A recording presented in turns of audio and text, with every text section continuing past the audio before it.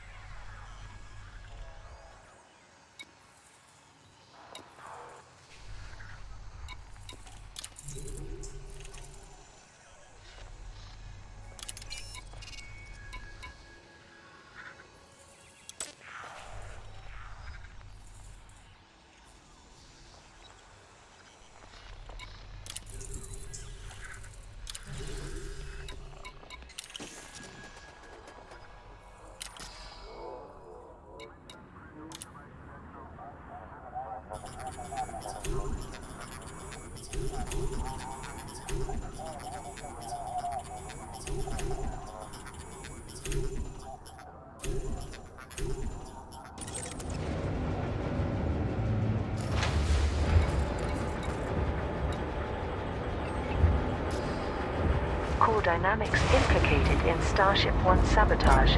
Evidence presented at the trial of Fleet Admiral Vincent suggested financial links to Federal Shipbuilding Corporation Core Dynamics. Landing coupler disengaged. You are reminded to observe safe speeds when traversing the docking bay.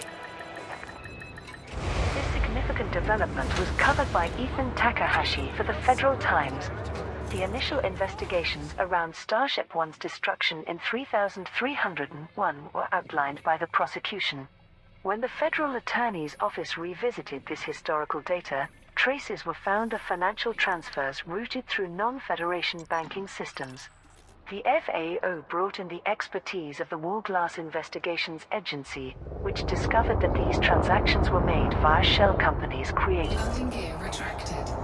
by Core Dynamics. Fleet Admiral Vincent, as well as several other naval officers, received billions of credits through these companies that went undeclared.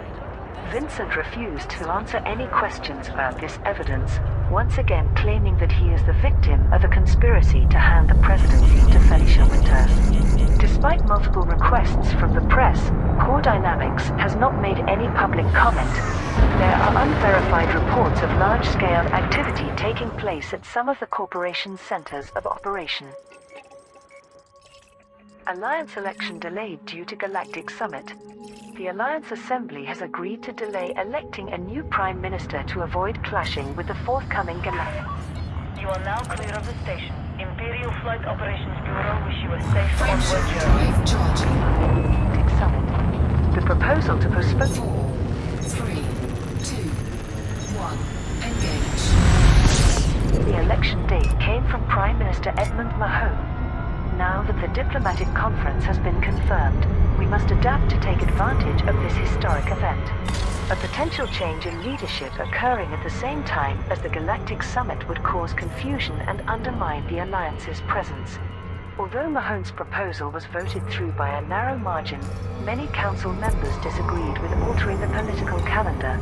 Councillor Nakato Kane, who is a candidate in the election, declared, "It is outrageous that the Prime Minister is using this as an excuse to extend his term in office. Once again, he is more concerned with projecting the Alliance as a superpower than the interests of member systems. This behavior is what you'd expect from a corrupt emperor or president, clinging onto power at any cost." The Assembly has rescheduled the election to take place 3 months later in May 3307, although this remains only provisional. Halsey suggests motivation for assassination attempt. At the trial of Fleet Admiral Vincent, former President Jasmina Halsey has revealed possible reasons behind the sabotage of Starship One in 3301. Crime correspondent Ethan Takahashi reported from the Federal High Court. Jasmina Halsey provided details of a top-level federal cabinet meeting in late April 3301, an event which was never declassified. Its aim was to address the high levels of public dissatisfaction with her administration.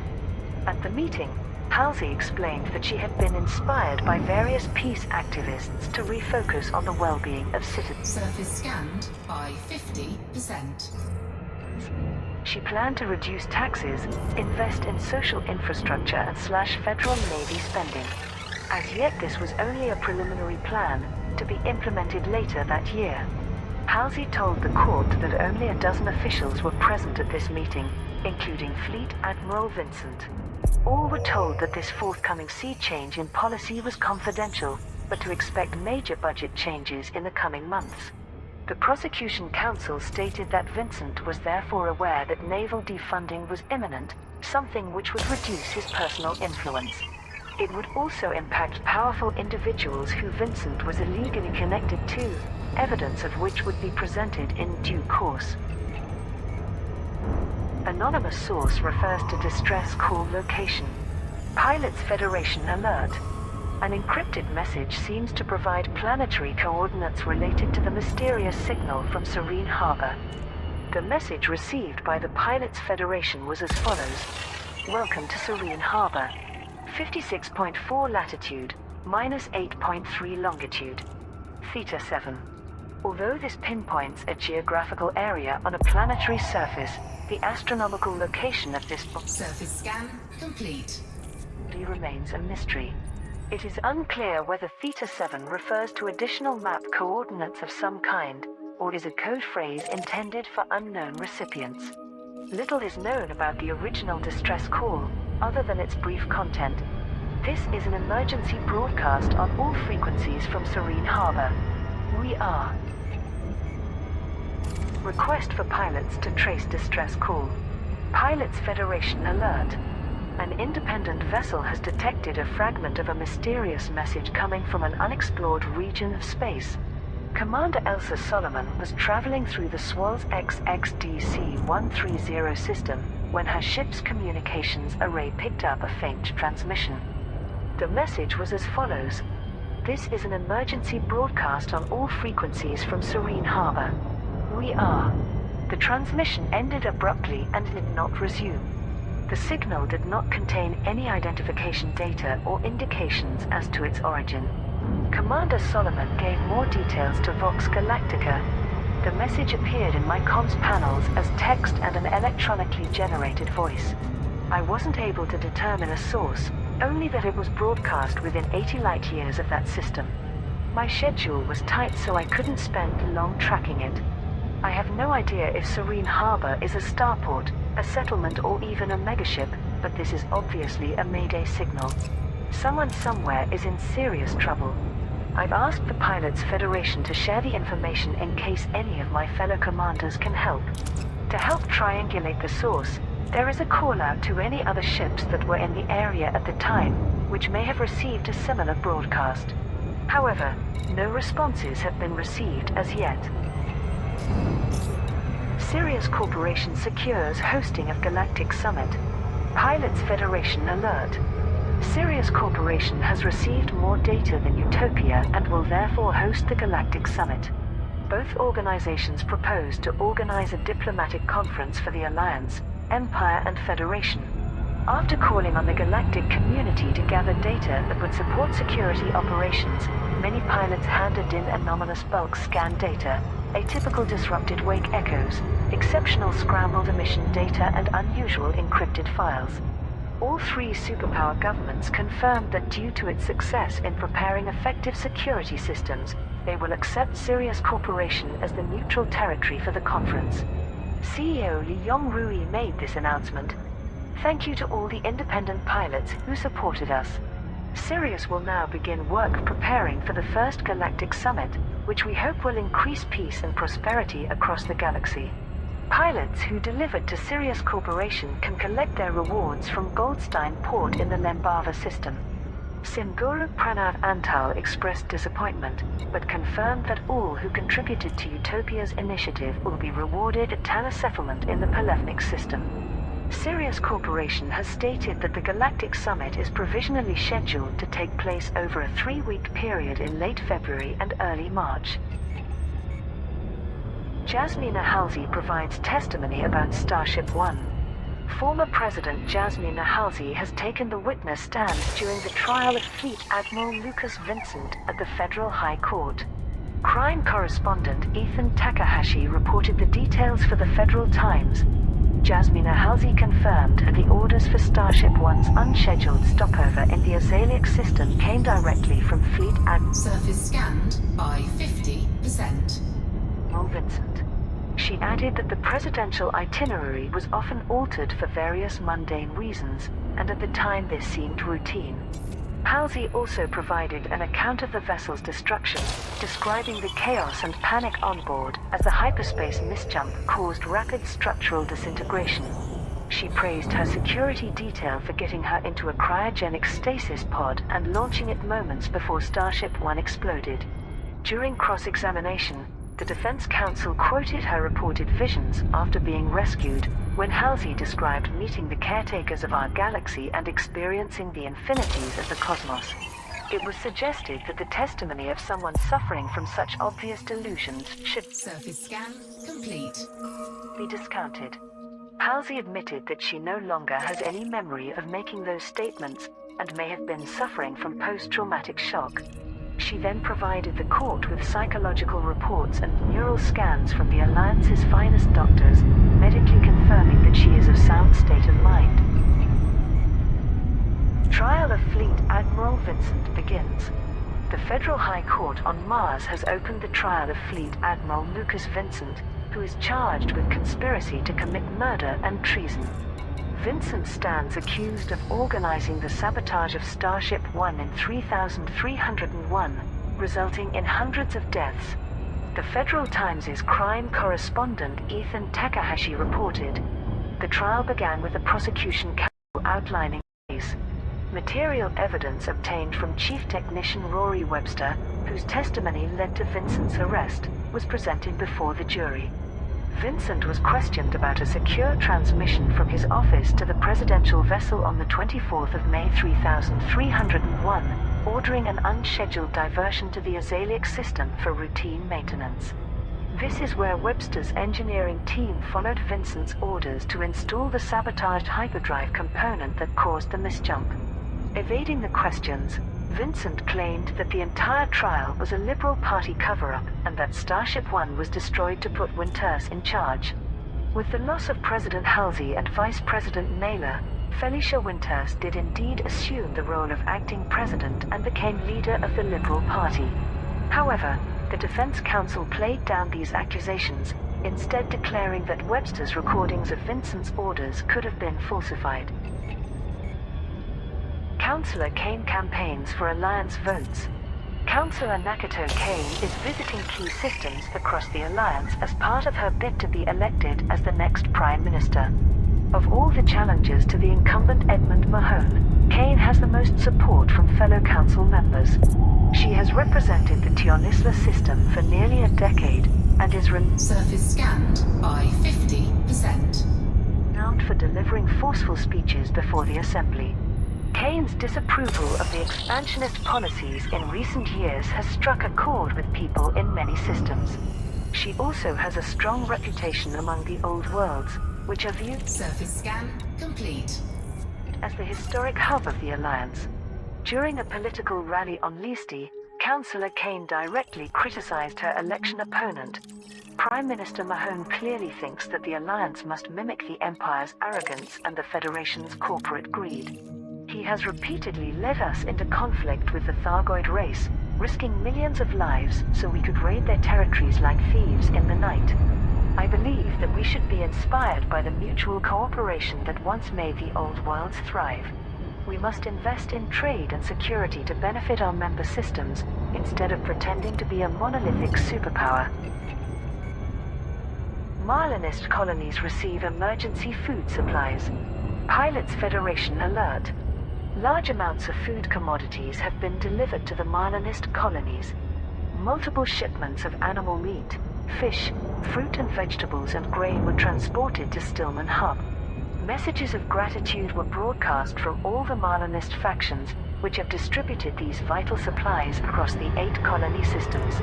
The Free Marlinists of Carini also issued bounty vouchers for wanted ships, in order to protect the deliveries. Contributing pilots can now collect their rewards from Stillman Hub in the HIP 22550 system. In related news, the first Marlinist Parliament has been democratically elected.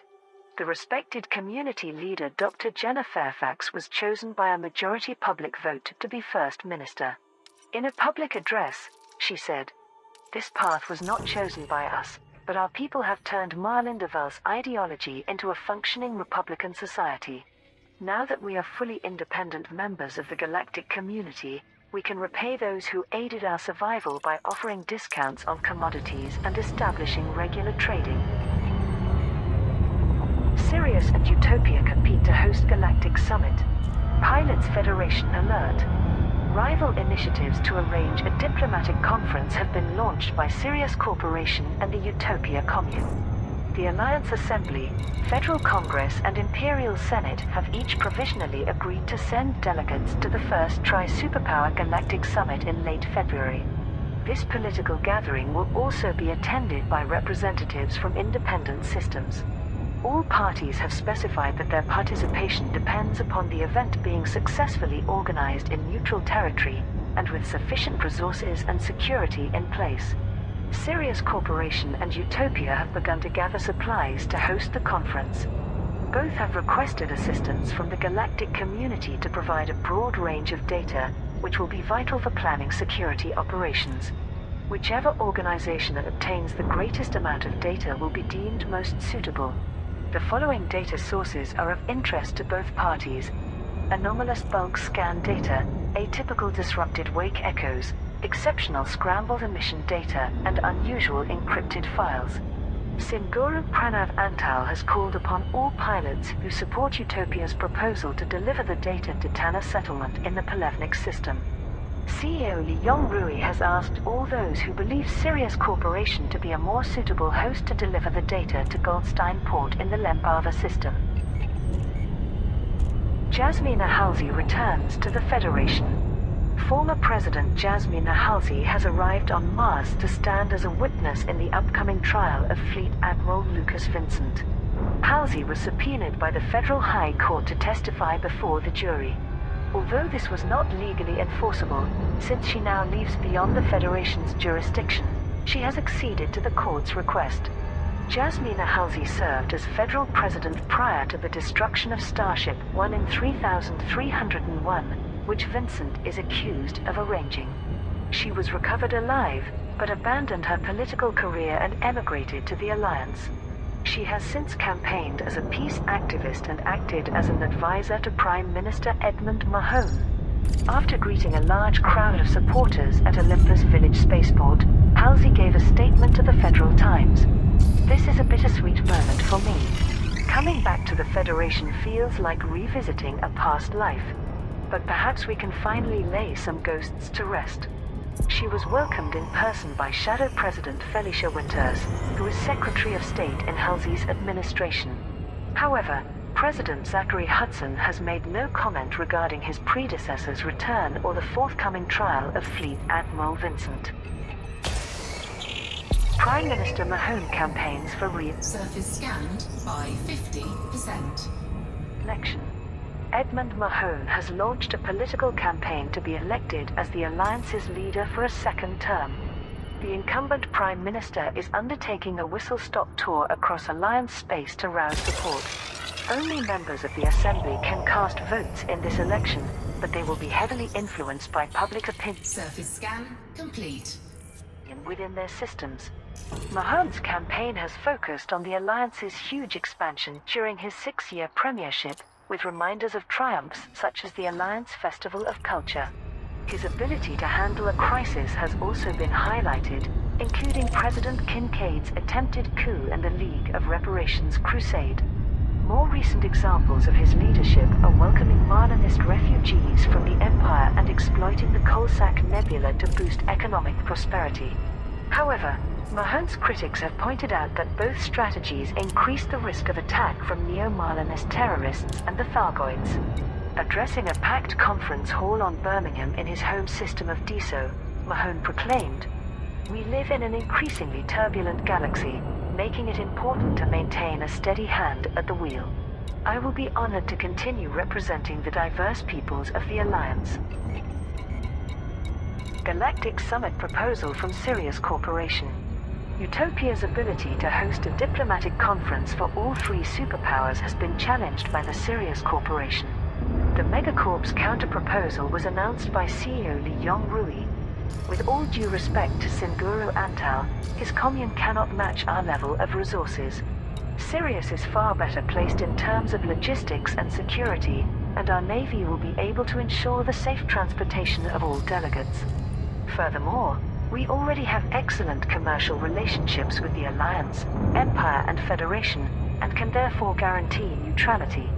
Our recent philanthropic gesture at creating the Marlinist colonies proves that we are an impartial, stabilizing force for the whole galaxy. Discussions regarding the conference have been ongoing in superpower and independent systems alike. Some leaders have decried it as a pointless exercise, while others view it as a rare opportunity for political cohesion. Sirius Corporation and Utopia's propositions for a galactic summit are now being compared by potential attendees.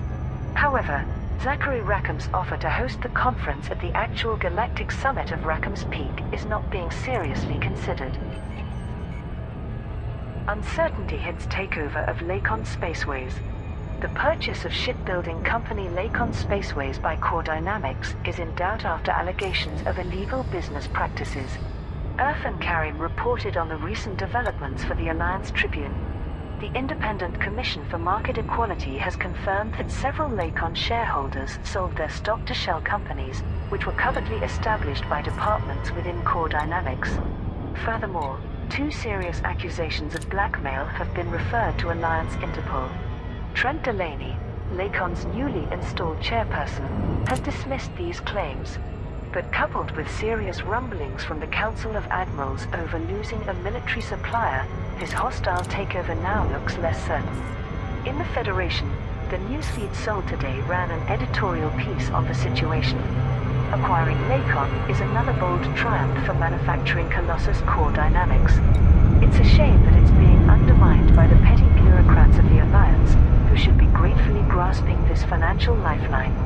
It's also laughable that CEO Jupiter Rochester, one of our titans of industry, is being stabbed in the back by old-fashioned colleagues who are clearly jealous of his success. Perhaps his Jupiter division has finally Orbital flight engaged. outgrown the corporation and deserves to forge its own path. New Marlinist systems request emergency food supplies. Pilots Federation alert. The newly settled Marlinist colonies have asked for urgent deliveries of foodstuffs. Millions of Marlinists have relocated to aid systems colonized for them by the Sirius Corporation, thereby reducing tension between the Empire and the Federation. They have asked Universal Cartographics to delay a census of the system's populations, while the refugees lay the infrastructure for their new societies. The Marlinist factions are holding democratic elections to select their leaders. However, the Transitional Parliament has declared an emergency due to the shortage of food stocks. Community spokesperson Dr. Jenna Fairfax announced, "We are grateful to the galactic community and Sirius Corporation for providing homes. However, we need further help to feed our people in the short term, until we can become self-sufficient. The more supplies we can stockpile, the faster our economies will develop. This in turn will allow us Warning, temperature critical. to offer greater commodity discounts to encourage the establishment of regular trade routes. Pilots are asked to deliver animal meat, fish, fruit and vegetables, and grain to Stillman Hub in the HIP 22550 system. As this system's defense forces are still being formed, the Free Marlinists of Carini have offered bounties on all wanted ships to secure these initial trade runs to the Marlinist colonies. Xenological samples delivered to Colonia. Pilots Federation alert. The Holloway Bioscience Institute has rewarded pilots who delivered living matter extracted from space-dwelling organisms. Many shipments of seed pod tissue samples arrived at Shack Station, from where they will be transported to the Holloway Biology Center on Colonia. Be used to replenish stocks used in the facility's experimentation program. Dr. Roy Casimir, chief researcher at the center, expressed his gratitude. These vital supplies mean that we can resume our studies on the incredible organisms that float through the void. Here at Holloway, we're making many breakthroughs in the field of xenobiology, some with intriguing commercial possibilities. The Holloway Bioscience Institute now plans to establish experimental habitat.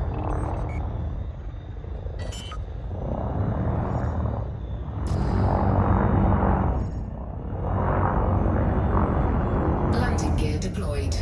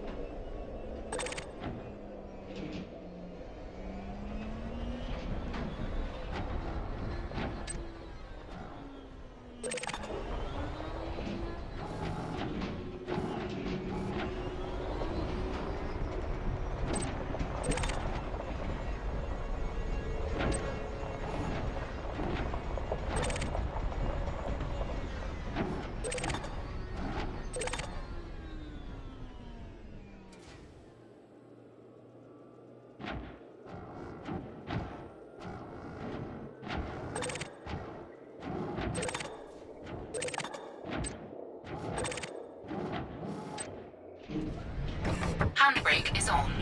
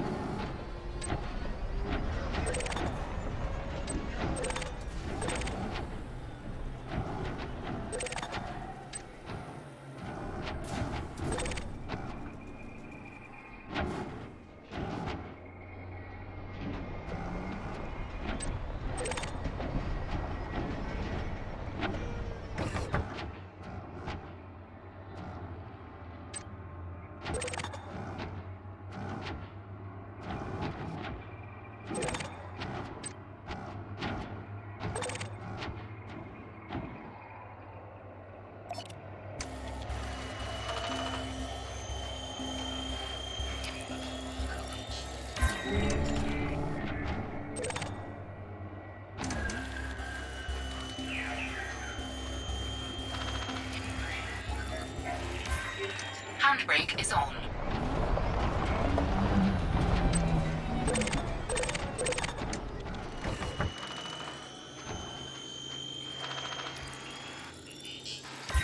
Incoming mission critical message.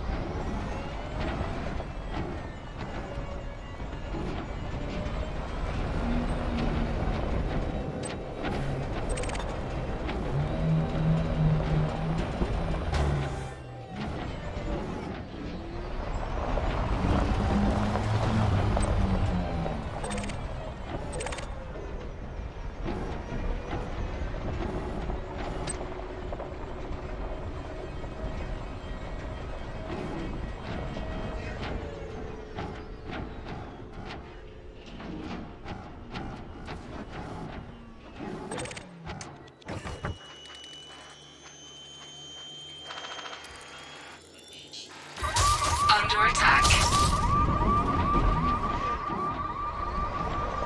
Bounty incurred.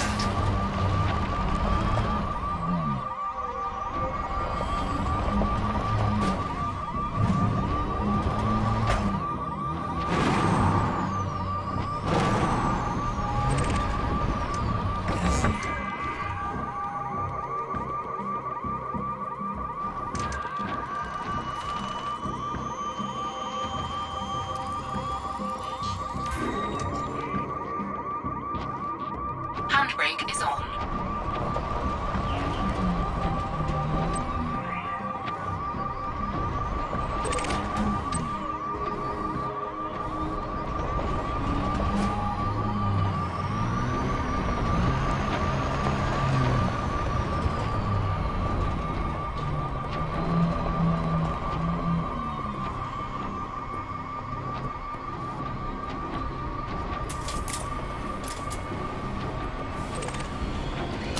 Under attack.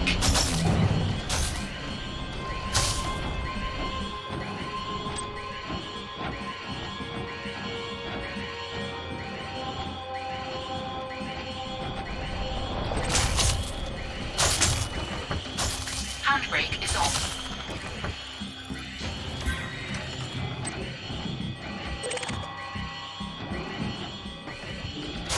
Under attack.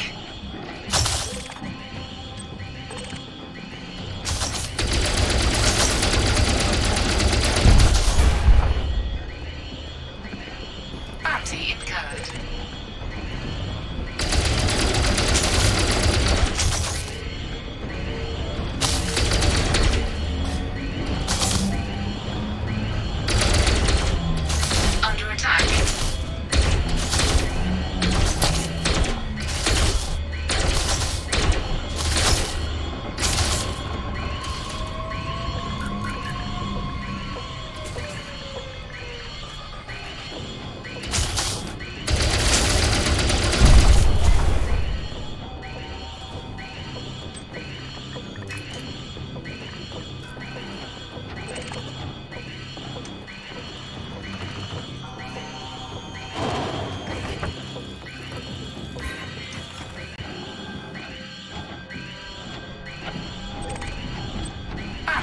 incurred.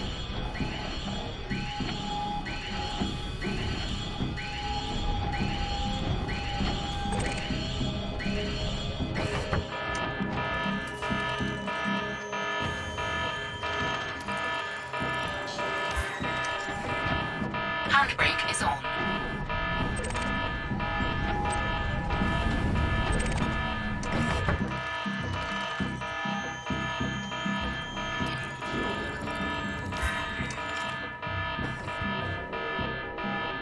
Handbrake is on.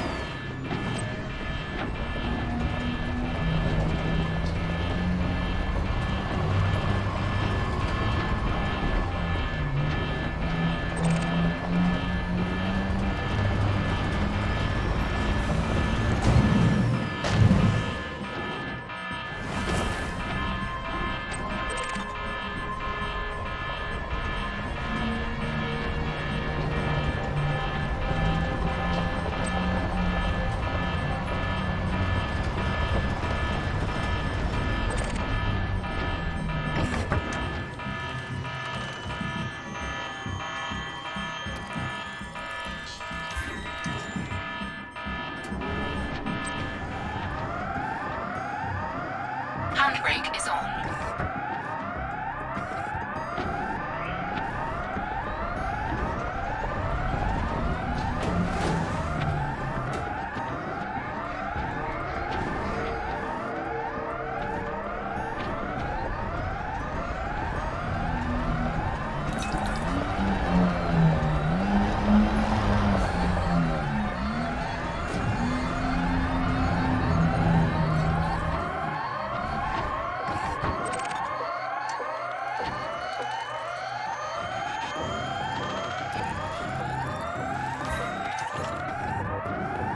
Handbrake is on. Bounty incurred.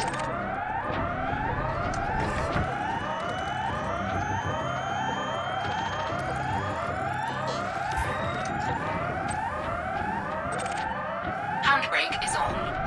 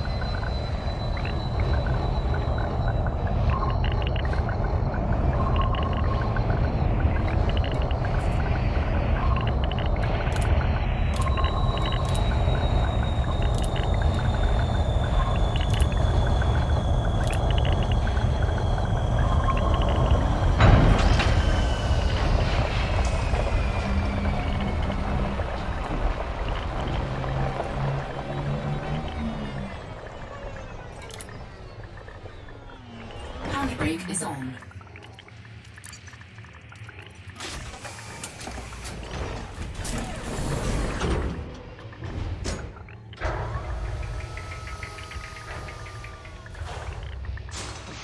Warning, you have entered a trespass zone.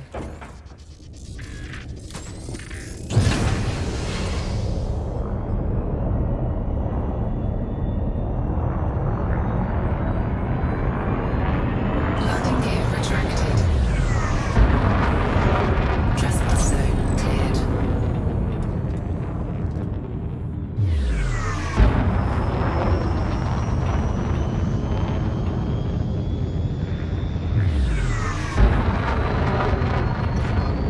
Frameshift drive charging. 4, 3, 2, 1. Engage.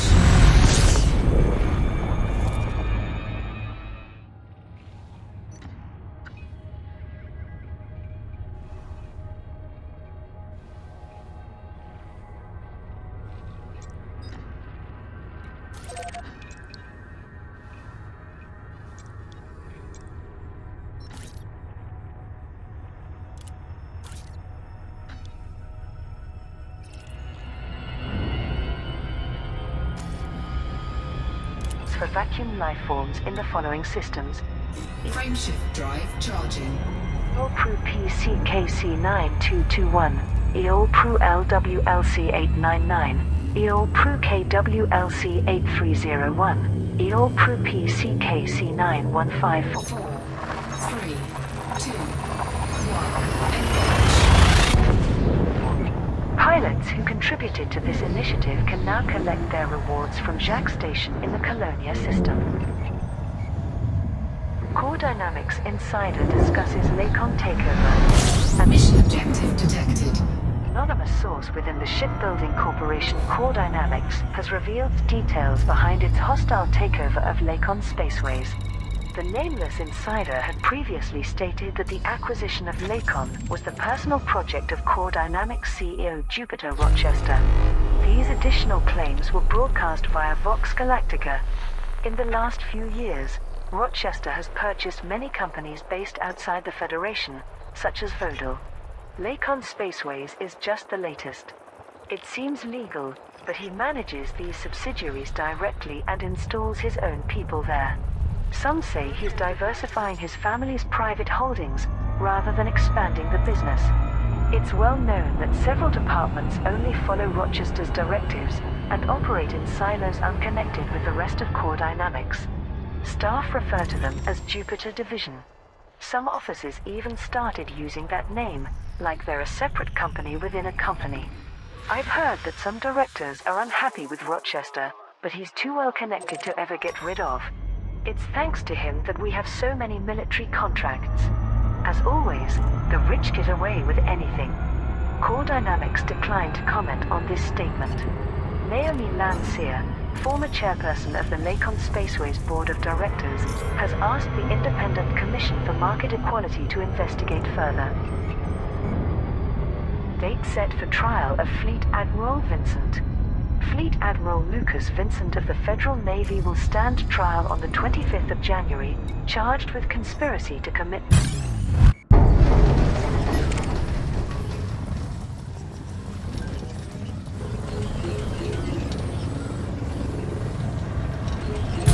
Hull integrity compromised. Mission objective detected.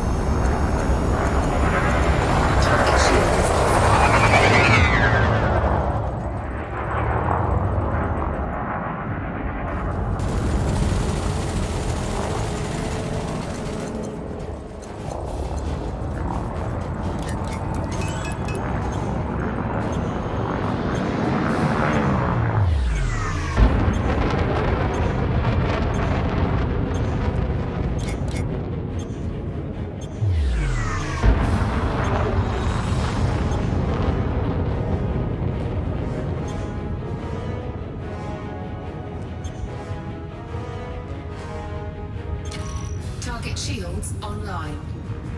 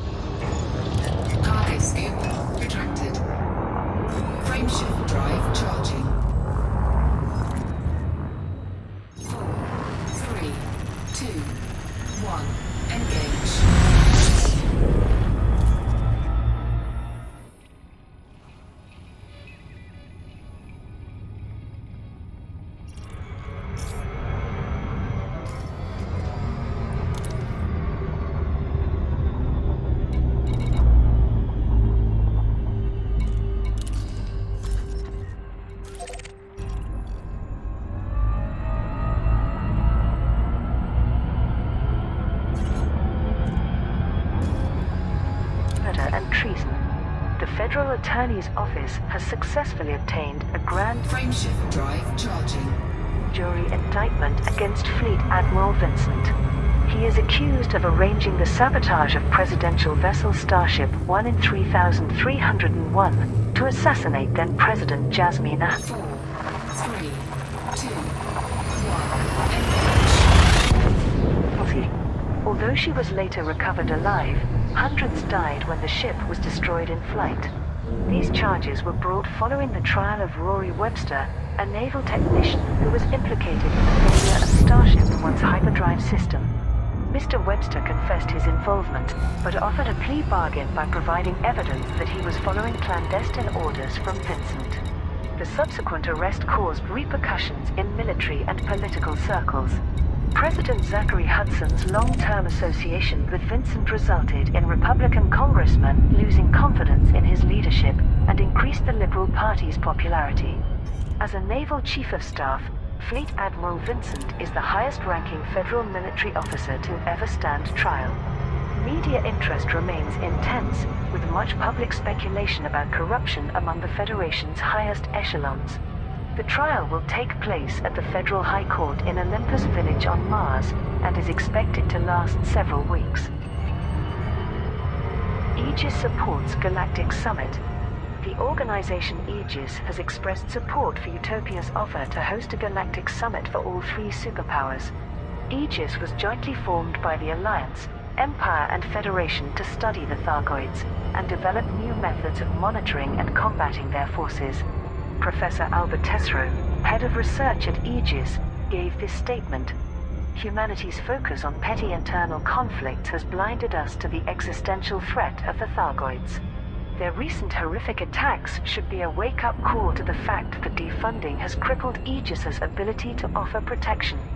We strongly entreat our founders to come together and channel resources toward Aegis, and particularly into research. There can be no hope of coexistence with this alien species unless we increase our understanding of them. No official responses to Utopia's proposal have been made as yet. However, Prime Minister Edmund Mahone, Princess Aisling Duval and Shadow President Felicia Winters have all signaled broad approval of the idea. There are reports that many congressmen, councillors and senators are pressuring their respective leaders to attend the diplomatic conference. Singuru Pranav Antal has confirmed that the governments of independent systems will also be welcome to send delegates to the Galactic Summit. However, Utopia's primary aim is to provide neutral territory for the Alliance, Empire and Federation to debate policies. Xenological samples required. Second, Lima Echo Victor. You are now please remain calm when conducting business at this facility. Access Colonia set course scientists. for landing pad Pilots 38. Federation alert. The Holloway Bioscience Institute in Colonia is offering high payouts for delivering samples from space-dwelling life forms. The Holloway Biology Center on Colonia 7G is the organization's primary research laboratory, which specializes in xenological studies. Jacques Station, which is also in the Colonia Reduce speed to 100 meters per second. system, has agreed to serve as the delivery point for this initiative. Chief Researcher Dr. Roy Casimir outlined the requirements. There is still a huge amount to learn about the fascinating structures that grow within the vacuum of space. As our stock of specimens is running low, we require fresh tissue samples from living organisms to continue our experimentation program. I appreciate that our facility is located a considerable Scan detected. distance from the core systems, but we're willing to offer generous reimbursement for those who make the journey. Pilots are requested to extract any type of tissue sample, including pod mesoglea, from any type of seed pod. These are to be delivered to Jacques Station in the Colonia system. Thargoids wreak havoc in nebulas. Starports in the Coalsack and Witchhead nebulas have been damaged during full-scale Thargoid incursions. An appeal by Aegis for anti-Xeno support led to a concerted response from the galactic community. However, the Thargoid Landing gear deployed. forces proved to be overwhelming and have attacked systems within the nebulas, with the loss of thousands of lives. Admiral Aidan Tanner, Chief Military Liaison of Aegis, broadcast this message. Despite the heroic efforts of many pilots, the alien ships have resisted. Landing complete. Execute system shutdown.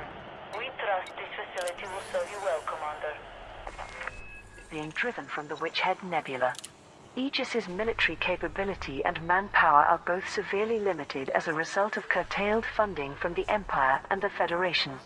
We have no choice but to rely on independent pilots and anti-Xeno squadrons as the first line of defense against the Thargoid threat. Core Dynamics purchases Lakon Spaceways. The shipbuilding company Lakon Spaceways has officially accepted a bid for ownership from Federal Corporation Core Dynamics. The proposal from Core Dynamics CEO Jupiter Rochester was ratified following a majority vote by Lakon's board of directors, many of whom were recently appointed following resignations demanded by shareholders. Trent Delaney, the new chairperson, confirmed the merger in a public statement. We are overjoyed that Lakon Spaceways will join the Core Dynamics family, thereby overturning the mistakes of the previous management and setting us on course for a bright future. The transfer of ownership will take another 2 months to formalize. In that time, it will be business as usual for the manufacture and sale of our ships. The Federal Commerce Authority has approved the corporate takeover. However, the Independent Commission for Market Equality is still investigating reports of irregularities. The Council of Admirals has expressed concerns that a military supplier for the Alliance Defense Force should be owned by a federal defense contractor. Admiral Rachel Ziegler informed the Assembly, regardless of our cordial relationship with the Federation, security issues will inevitably arise if the Alliance chieftain and her sister ships are constructed by a foreign power. The ADF is already woefully underfunded, and this places extra strain on our ability to defend our interests. Core Dynamics implicated in Starship One sabotage.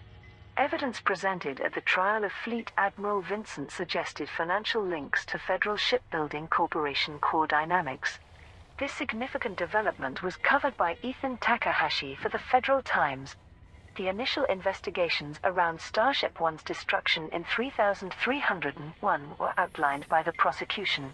When the Federal Attorney's Office revisited this historical data, traces were found of financial transfers routed through non-Federation banking systems.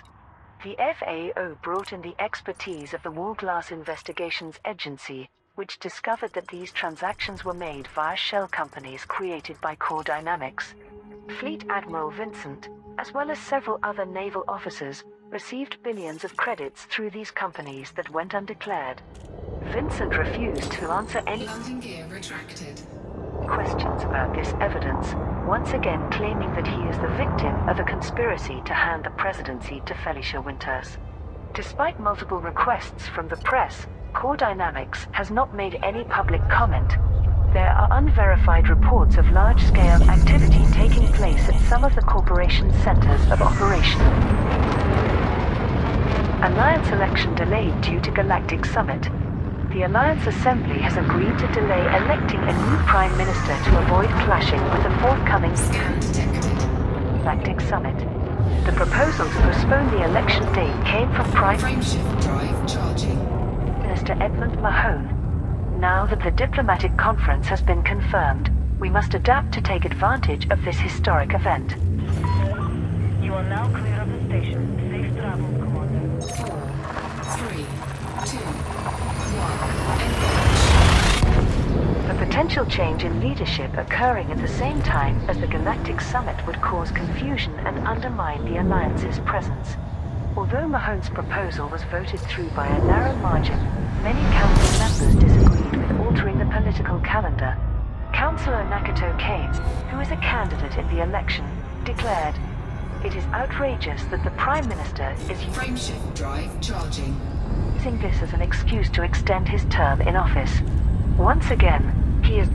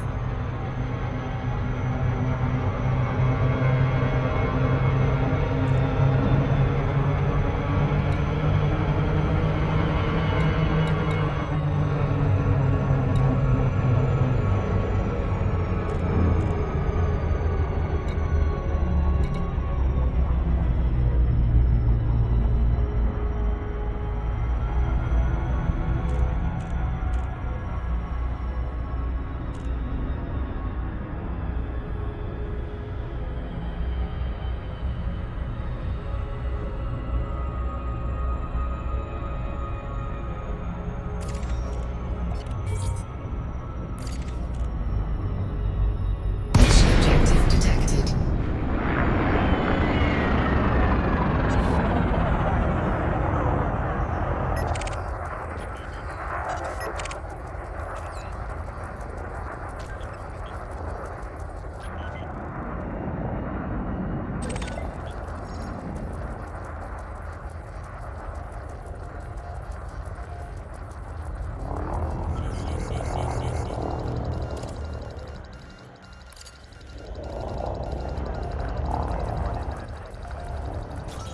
Incoming mission critical message.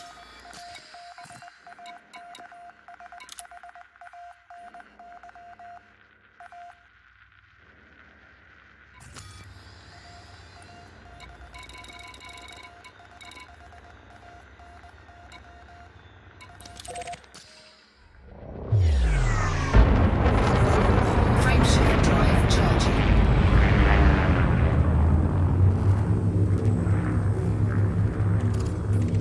4,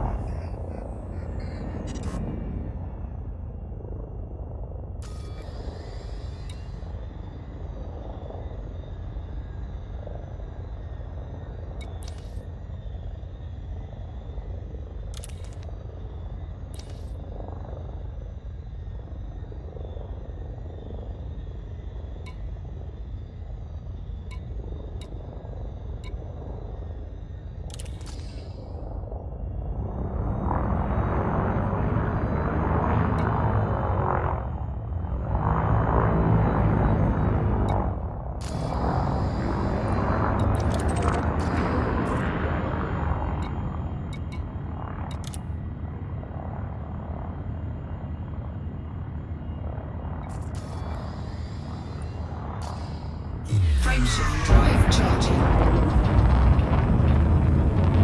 4, 3, 2, 1. Engage.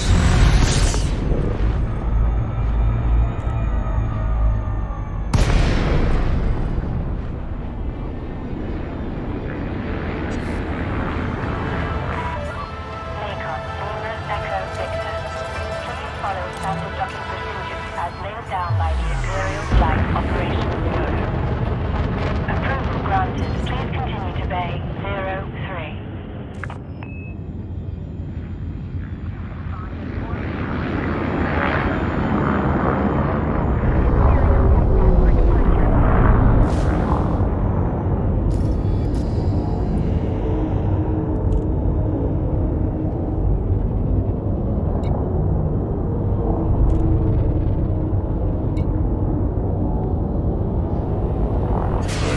Taking damage. Shields offline. Mission failed.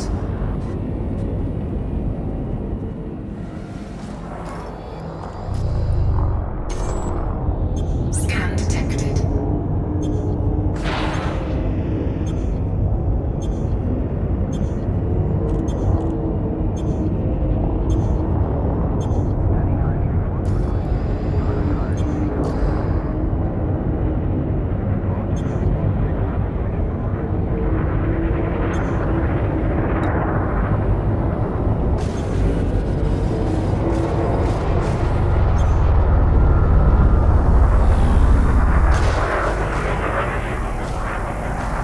Shields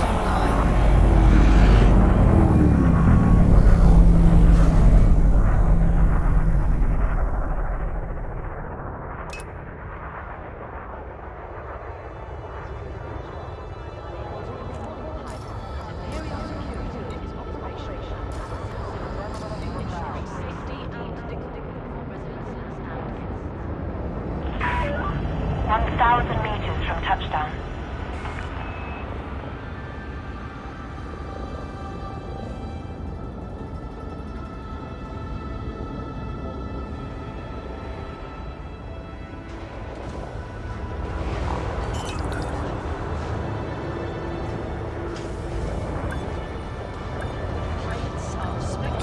Landing gear deployed.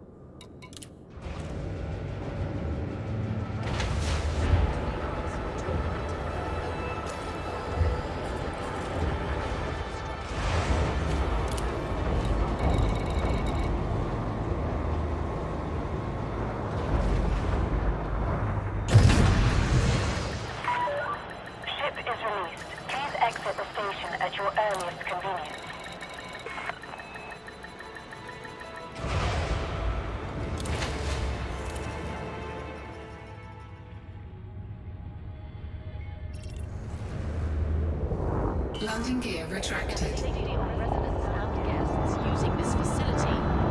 We courteously remind pilots to seek authorization before any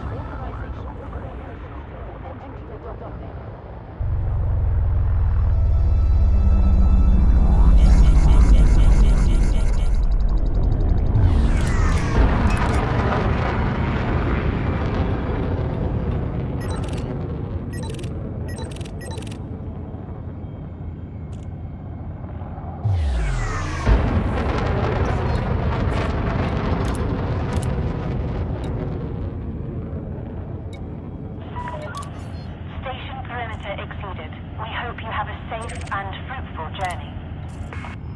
Frameshift drive charging. 4, 3, 2, 1. Engage.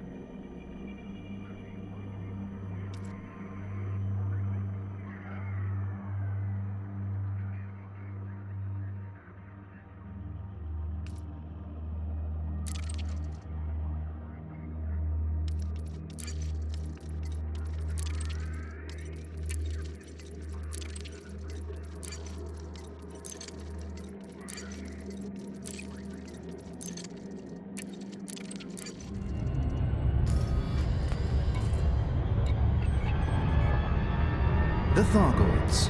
Human Thargoid contact. The Thargoids are a non-human race with a history of hostility towards humanity. The first recorded encounter with a Thargoid ship took place in 2849, although earlier undocumented encounters are believed to have taken place. In the years that followed, contact with lone Thargoid vessels was intermittently reported. Humanity clashed with the Thargoids in the 32nd century, but details of the conflict remained scarce for many years, and it proved difficult to differentiate authentic accounts of Thargoid encounters from the sensationalist media stories of the time. The discovery of abandoned intergalactic Naval Reserve arm bases in 3303 did much to dispel the fog, however. The INRA a joint federal imperial initiative established in 3193, was responsible for researching the Thargoids and developing technologies to counter their aggression. But the organization's lack of accountability meant that the details of its research did not come to light until years after its dissolution. Almost all of the reliable data concerning the Thargoids has been sourced from INRA facilities. This data, originally deemed highly confidential, was declassified in 3304, following a resolution from the federal government and an imperial decree. Some controversy over the backing and funding of the INRA remains, however. The Thargoids Society. The INRA discovered that Thargoid society is organized into hives, with most Thargoids falling into three categories: queens, princesses, and drones. Queens function as reproducers, while drones serve to maintain a favorable environment for the rest of the hive. Thargoid hives can be vast, although it may be that some of the larger observed groups are in fact multiple, overlapping hives. Ultimately, little is known for sure.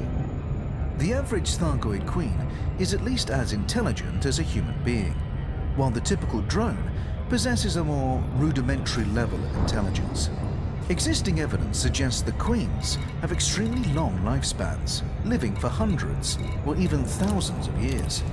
The variable size of queens' neurocraniums suggests this might be an indicator of age. Little is known about the precise nature of Thargoid reproduction, but it is likely that queens can reproduce both sexually, with other queens, and asexually. It is thought that the latter method produces drones, while the former produces a new queen. Analysis of Thargoid specimens led some INRA researchers to believe that a new queen, or princess, becomes a full queen only once it has produced drones of its own. Significantly, queens are believed to be single-sex. The Thargoids' ability to reproduce asexually means that their populations can expand incredibly quickly, but it is thought that they deliberately restrict the size of the populace so as to not to deplete all available resources. There is evidence to suggest that this is sometimes achieved by culling older drones. INRA testing indicated that queens perceive drones as entirely expendable, presumably due to the ease with which they can be replaced. Indeed, a Thargoid queen appears to give no more thought to the loss of a drone than a human would an eyelash. The Thargoids. Communication. The belief that Thargoids were capable of some form of extrasensory communication was often cited in the early years of human-Thargoid interaction, but prior to the discovery of INRA records, it was not fully understood. Professor Yuri Anslow of the INRA theorized that a Thargoid queen can communicate with the drones in its hive via a spread-spectrum electronic signal, and can use this signal to control the drones, and even to share their sensory input. Studies of battlefield footage certainly suggest some kind of near-instantaneous communication among Thargoids, and the presence of low-level radio noise in areas occupied by Thargoids indicates that they do indeed communicate via short-range electronic signals. Professor Anslow went on to claim that a queen could effectively see and hear through its drones, but her contemporaries were skeptical, dismissing the assertion as baseless. Professor Ishmael Palin, one of the galaxy's foremost experts on the Thargoids, has even gone so far as to denounce Anslow as a glory hound. Thargoids have been known to make staccato clicking noises with their mouthparts when in the presence of humans, punctuated with occasional hisses and buzzes. They've also been observed directing such noises at one another, albeit much less frequently. Professor Albert Tesreau, a founding member of the Joint Superpower Initiative, AEGIS, and a specialist in interspecies communication, has studied INRA audio logs and suggested that the sounds probably represent some kind of language due to the repetition of certain sound combinations. It is unclear why the Thargoids would sometimes choose to communicate with each other vocally, given their capacity for extrasensory communication. Professor Anslow suggested that the sounds could be designed to intimidate enemies or opponents, noting that Thargoids often produce them prior to combat. Thargoid ships have been observed emitting a complex array of sounds, and in some cases subtly changing color. The exact meaning of these behaviors has not been determined, but they appear to correspond to different emotional states. What is not known is if these sounds are produced by the pilot and amplified by the ship, or emitted by the ship itself. If the sounds originate with the pilot, it would suggest some kind of physiological connection between pilot and vessel. Given the sophistication of Thargoid bioengineering, however, it is possible that the sounds come from the ship itself, and that Thargoid ships are able to feel and communicate to a limited degree. The hulls of Thargoid ships are typically emblazoned with one of several symbols, the meaning of which is unknown. Some have theorized that they could denote membership of a particular familial group, or possibly be an indicator of rank. The Thargoids. Physiology. Human understanding of Thargoid physiology is far from complete, but recovered INRA data has offered some insights into their nature. INRA records describe the average Thargoid as physically larger than a human being, and generally insectoid in appearance. Thargoid biology is carbon-based, using an RNA-like encoding for biological information, but Thargoid chemistry is based on ammonia rather than water. Consequently, while Thargoids can comfortably tolerate environments as cold as -80 degrees Celsius, they cannot withstand environments warmer than 45 degrees Celsius for long. According to notes compiled by Dr. Peregrine Hennig, an INRA researcher, Thargoids can survive for a significant time in the vacuum of space without apparent discomfort, and can tolerate radiation and extreme cold for far longer than a human. The Thargoids. Vulnerabilities. In 3151, the INRA developed a biological weapon known as the mycoid virus for use against the Thargoids. The virus was the result of an accidental discovery made by an INRA researcher, who noted that a particular strain of fungus was found to thrive on the hulls of Thargoid vessels, and appeared to be digesting the material of which the ship was made. The INRA refined the fungal strain and began experimenting on living Thargoids in their spacecraft. The mycoid proved to have deleterious effects on both, leading to the swift elimination of the Thargoids active in human-occupied space at the time. It is widely assumed that since the last human-Thargoid conflict, the Thargoids have developed an immunity to the mycoid virus. The Thargoids. Starships. In terms of structure and function, Thargoid vessels are radically different from anything produced by humanity, and are able to navigate hyperspace in ways that are not fully understood. They are also at least partly organic, meaning that they can self-repair or heal over time. Ship function in general, and this restorative ability in particular, have been shown to be dependent upon the so-called Thargoid heart, a biomechanical organ found in varying quantities in different Thargoid ships. These hearts often survive the destruction of the ship, enabling them to be salvaged, although they can also be targeted and damaged with appropriate weaponry. They are highly corrosive, however, and require special containers for safe transport. Thargoid vessels that have sustained combat damage exhibit scar-like patterns. Given that Thargoid technology is sophisticated enough for such damage to be repaired, it follows that the Thargoids might deliberately choose to preserve these scars. INRA logs document an encounter with a Thargoid mothership many times larger than other Thargoid craft, against which the mycoid virus was successfully deployed, although no such vessels have been reported in recent times. The Thargoids. Structures. Dozens of planets in human-occupied space are peppered with Thargoid barnacles, biological resource extractors that convert minerals into meta-alloys, a key component to the creation of Thargoid vehicles and technology.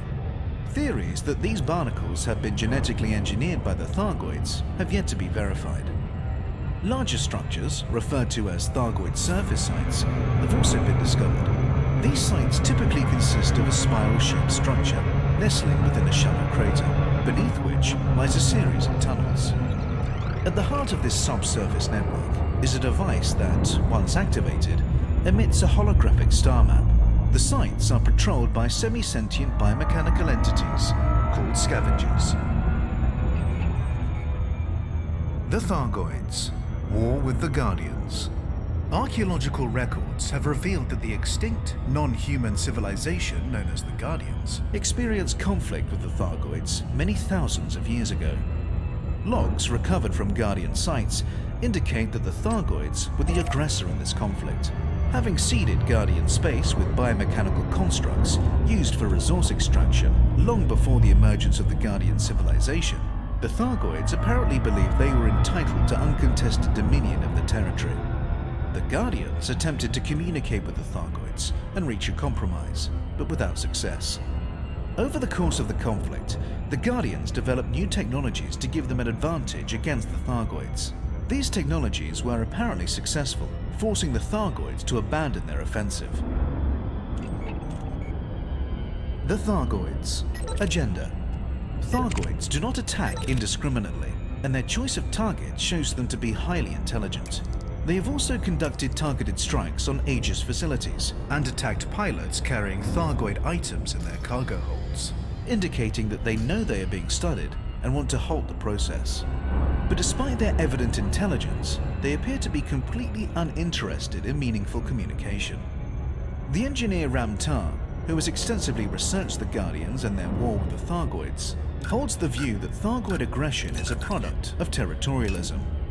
They seed an area with barnacles, thus laying claim to it, and return, sometimes many centuries later, to harvest the extracted resources. Any life advanced enough to compete with them for the territory is treated as an enemy and summarily attacked.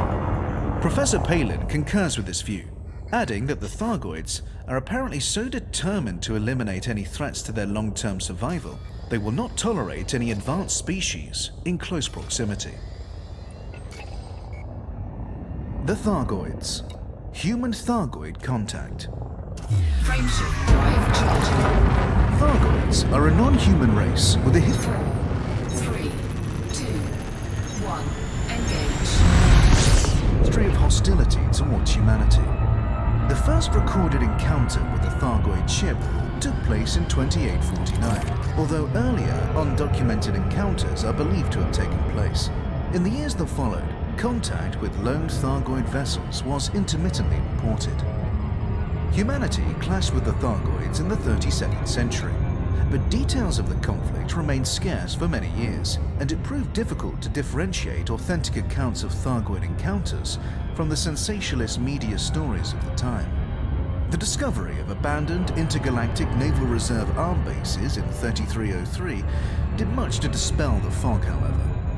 The INRA, a joint federal imperial initiative established in 3193, was responsible for researching the Thargoids and developing technologies to counter their aggression. But the organization's lack of accountability meant that the details of its research did not come to light until years after its dissolution. Almost all of the reliable data concerning the Thargoids has been sourced from INRA facilities. This data, originally deemed highly confidential, was declassified in 3304, following a resolution from the federal government and an imperial decree. Some controversy over the backing and funding of the INRA remains, however. The Thargoids. Society. The INRA discovered that Thargoid society is organized into hives, with most Thargoids falling into three categories: queens, princesses, and drones. Queens function as reproducers, while drones serve to maintain a favorable environment for the rest of the hive. Thargoid hives can be vast, though it may be that some of the large Target shields offline. observed groups are in fact multiple overlapping hives. Ultimately, little is known for sure. The average Thargoid queen is at least as intelligent as a human being, while the typical drone presents Frameshift charge detected. a more rudimentary level of intelligence. Existing evidence suggests the queen Target shields online. have extremely long lifespans, living for hundreds or even thousands of years. The variable size of a queen's neurocraniums suggests this might be an indicator of age. Little is known about the precise nature of Thargoid reproduction, but it is likely that queens can reproduce both sexually, with other queens, and asexually. It is thought that the latter method produces drones, while the former produces a new queen. Analysis of Thargoid specimens led some INRA researchers to believe that a new queen, or princess, becomes a full queen only once it has produced drones of its own. Significantly, queens are believed to be single-sex. The Thargoids' ability to reproduce asexually means that their populations can expand incredibly quickly, but it is thought that they deliberately restrict the size of the populace so as to not to deplete all available resources. There is evidence to suggest that this is sometimes achieved by culling older drones. INRA testing indicated that queens perceive drones as entirely expendable, presumably Frameshift drive charging. due to the ease with which they can be replaced. 4, 3, 2, 1. Engage. Indeed, a Thargoid queen appears to give no more thought to the loss of a drone than a human would an eyelash. The Thargoids. Communication. The belief that Thargoids were capable of some form of extrasensory communication was often cited in the early years of human-Thargoid interaction, but prior to the discovery of INRA records, it was not fully understood.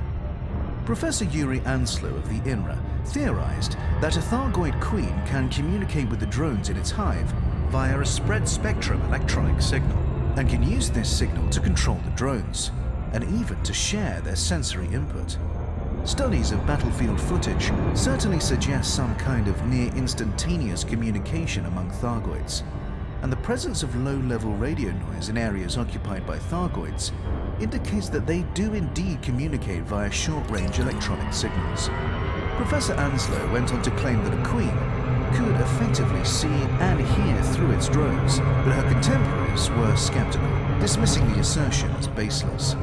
Professor Ishmael Palin, one of the galaxy's foremost experts on the Thargoids, has even gone so far as to denounce Anslow as a glory hound.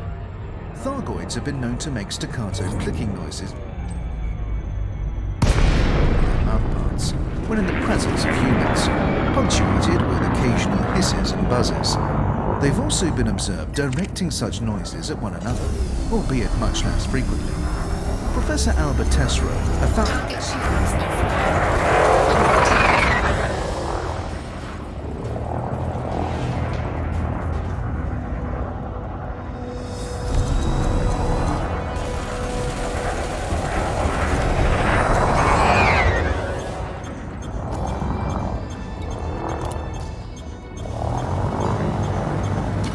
Target shields online.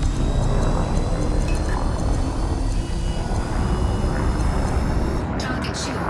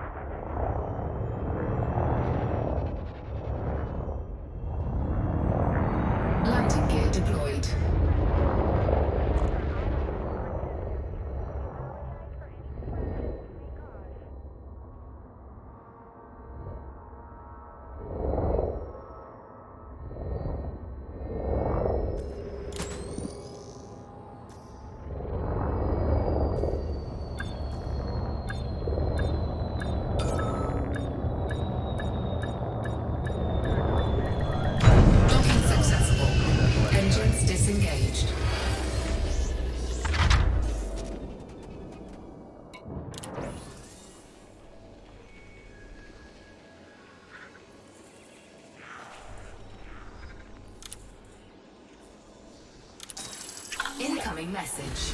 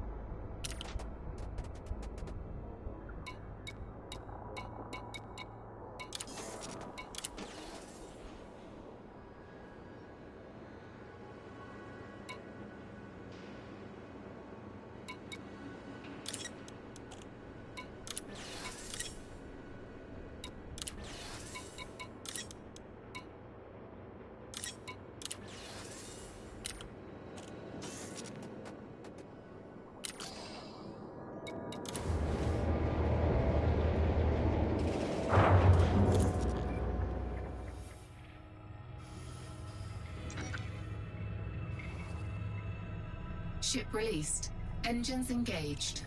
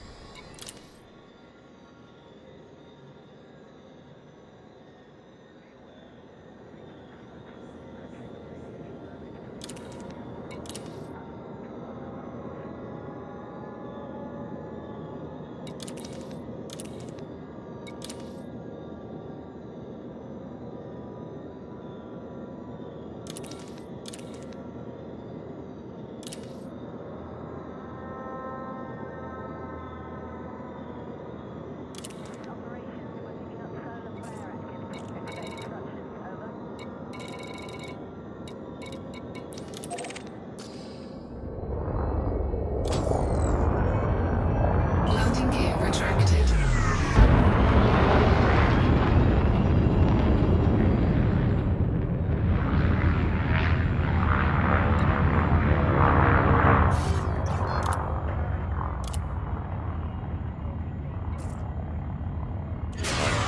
Shields offline. Thermal signature restored. Frameshift drive charging. 4, 3, 2, 1. Engage.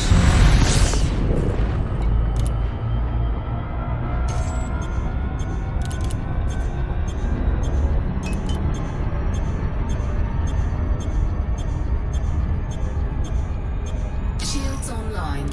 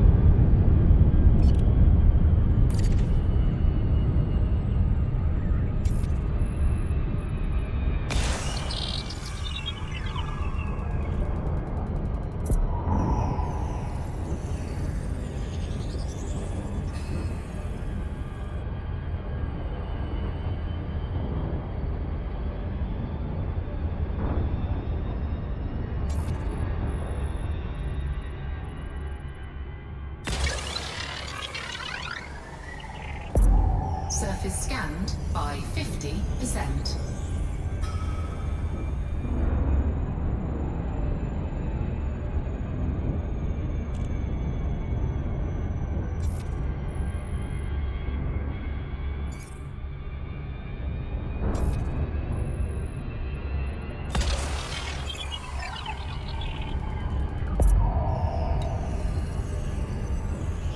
Surface scan complete.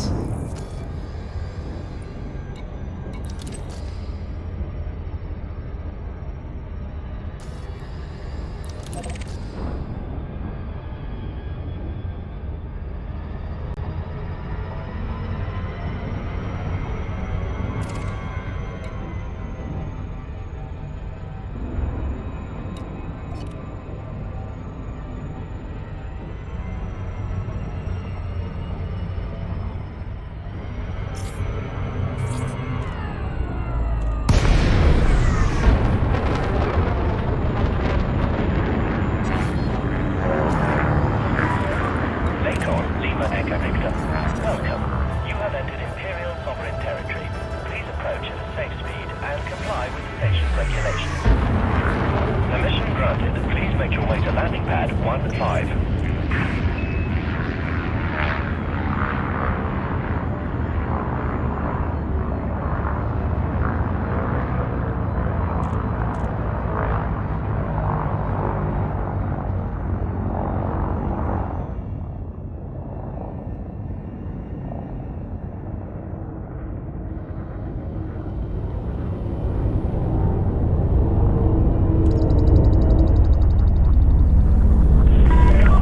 Please continue on your current heading, Commander.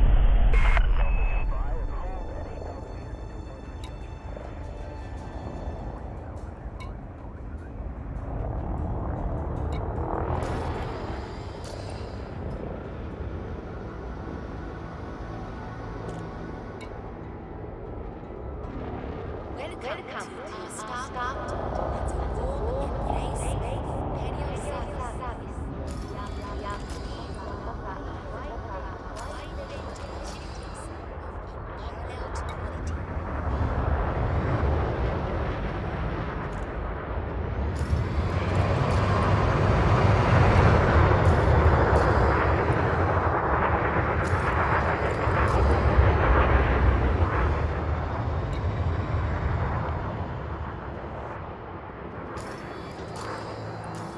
Pilots are respectfully asked to alight at their own docking pad only and avoid obstructing access to other docking bay areas.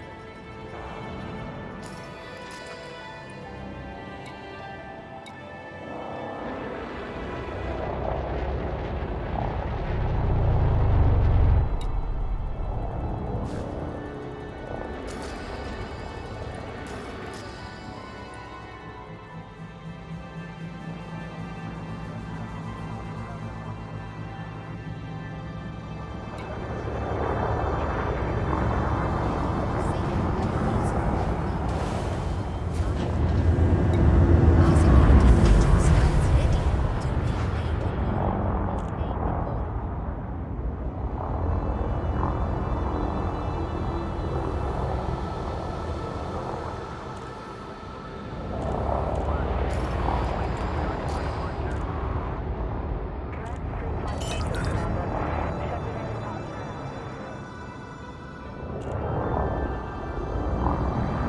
Landing gear deployed.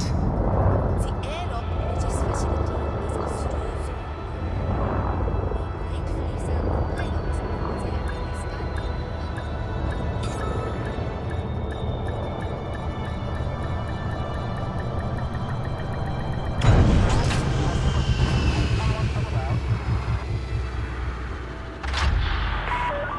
Docking procedure complete. Initiating lockdown procedures. The Imperial Flight Operations Bureau wishes you a pleasant and productive visit, Commander.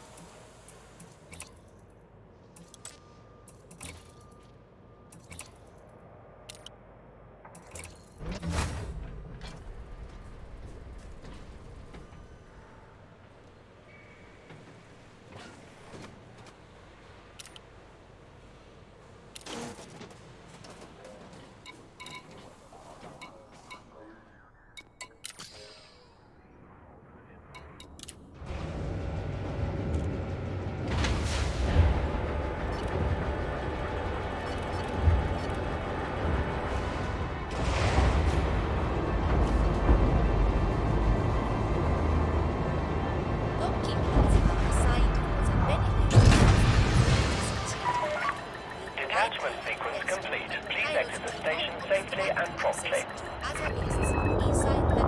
Landing gear retracted.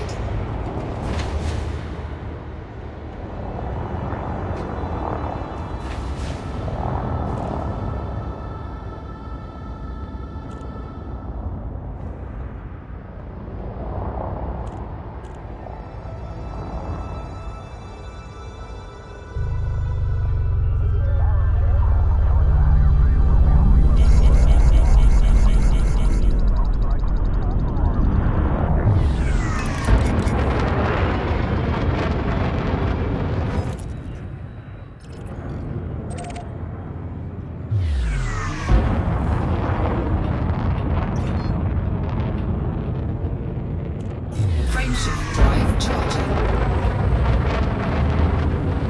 4, 3, 2, 1. Engage.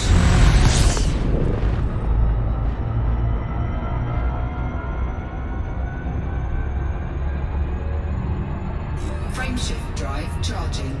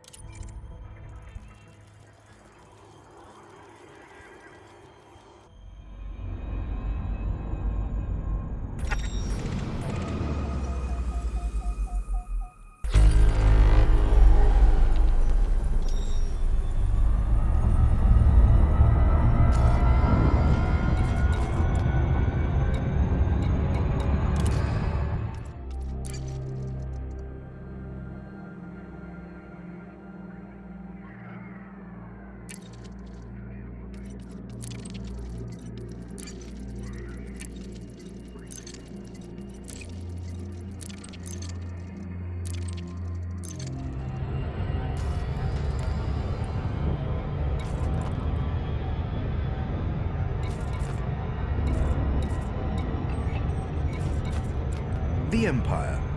Introduction.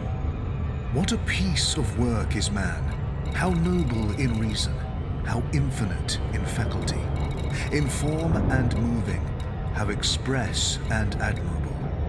In action, how like an angel, in apprehension, how like a god, the beauty of the world, the paragon of animals.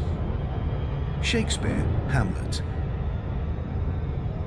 When our ancestors departed Earth, they asked themselves, which of our achievements represents the best of humanity, that we may bring it with us to illumine the darkness? The Federation, embroiled in a world of contracts and petty bickering, chose their constitution. They placed their trust not in man himself, but in an imperfect work of man. But my ancestor, your first emperor, was wiser. He knew that the best achievement of humanity was humanity itself. There was more wisdom in a single nucleotide of his noble DNA than in all the Federation's written texts. That same wisdom still guides us now.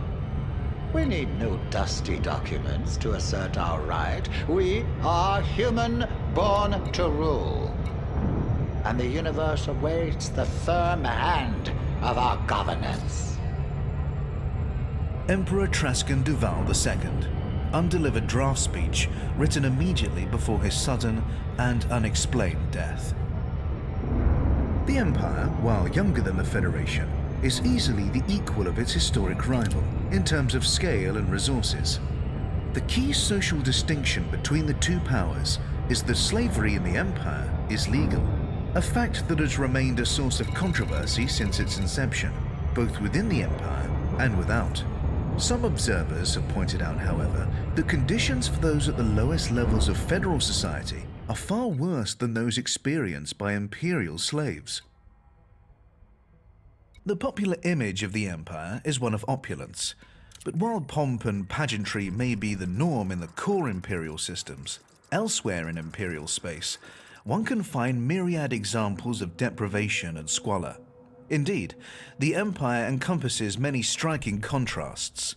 Sophisticated technology exists alongside an ancient Roman system of government, and the affluence of the core worlds depends on often unregulated slave labor in the wretched outer colonies.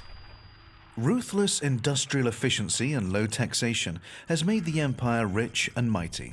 The hierarchy of imperial society is rigid, but a citizen can always rise through the ranks if he or she becomes wealthy enough and makes the right connections. Even a slave could, in theory, become a senator. The Empire. History. The Achenar colony was founded. In the mid-23rd century, wealthy entrepreneur Marlene Duval was so frustrated with the federal government that she founded an independent colony of her own in the Achenar system, chosen for its remoteness.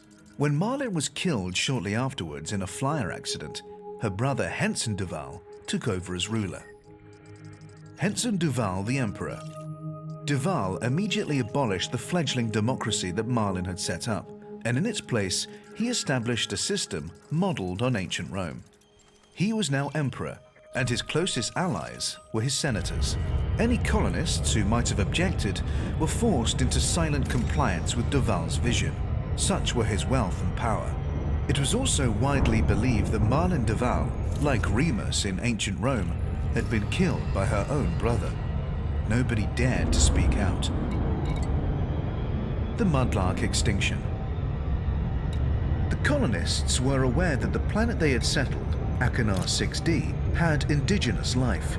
But at first, it wasn't appreciated that this included a sentient species, nicknamed the Mudlarks after they were observed digging through riverbank mud in search of food. Although the Mudlarks were at a pre-agricultural stage of development, they appear to have developed the beginnings of language. They also created crude forms in molded clay, with no obvious practical purpose, possibly indicating a nascent artistic culture. The Mudlarks proved fatally vulnerable to the bacteria carried by the colonists, and within a few decades of the colony's founding, the species was extinct. Rumors subsequently emerged that Henson Duval had purposefully removed all traces of the Mudlarks, partly in fear of federal reprisal, and partly to ensure that his development plans would not be hindered by ecological constraints. The Federation attempted to reclaim Achenar. When the federal government heard rumors that Duval's colony had recklessly caused the destruction of a sentient indigenous species, they decided on military intervention. The Imperial ships beat back the federal attackers, who were unable to establish a beachhead among the airless outer worlds, and struggled to maintain supply lines so far from Earth. The federal forces eventually fell back and entrenched in the Beta Hydri system. Skirmishes with Imperial ships continued for the next 50 years, but these were unable to prevent Duval from expanding the Empire to many other worlds. The Age of Expansion. After hostilities with the Federation ceased, the Empire entered a century of growth, annexing many new systems and persuading others to join. It spent the following 2 centuries consolidating its new territory, appointing colonial administrators from among the noble houses of Achenar. The Empire. Society. An ancient Roman model. The Empire works on a clean system.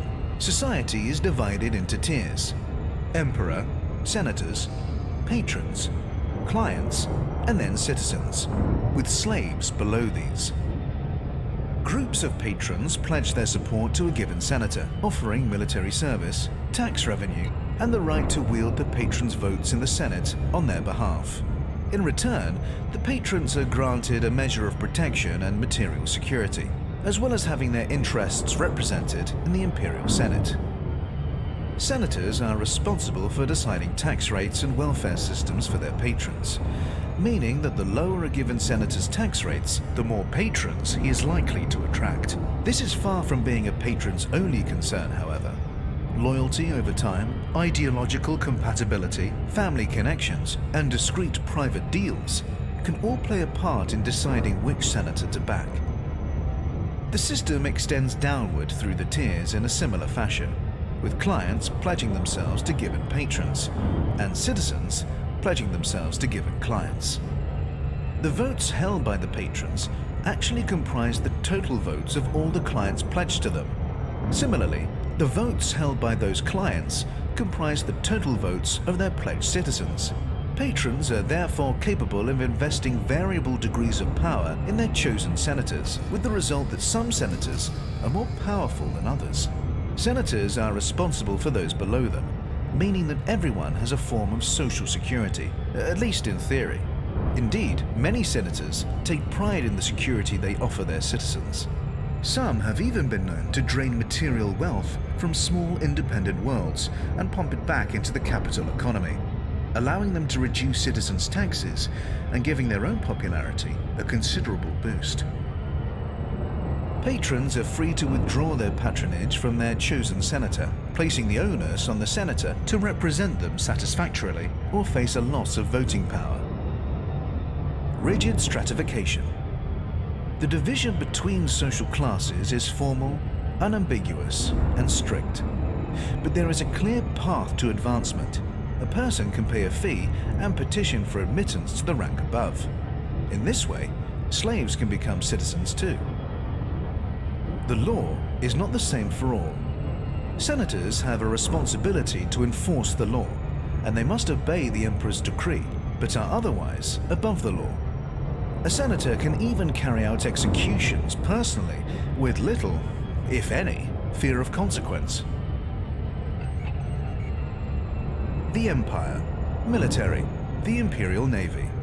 Maintaining a modernized navy has always been a top priority for the Empire.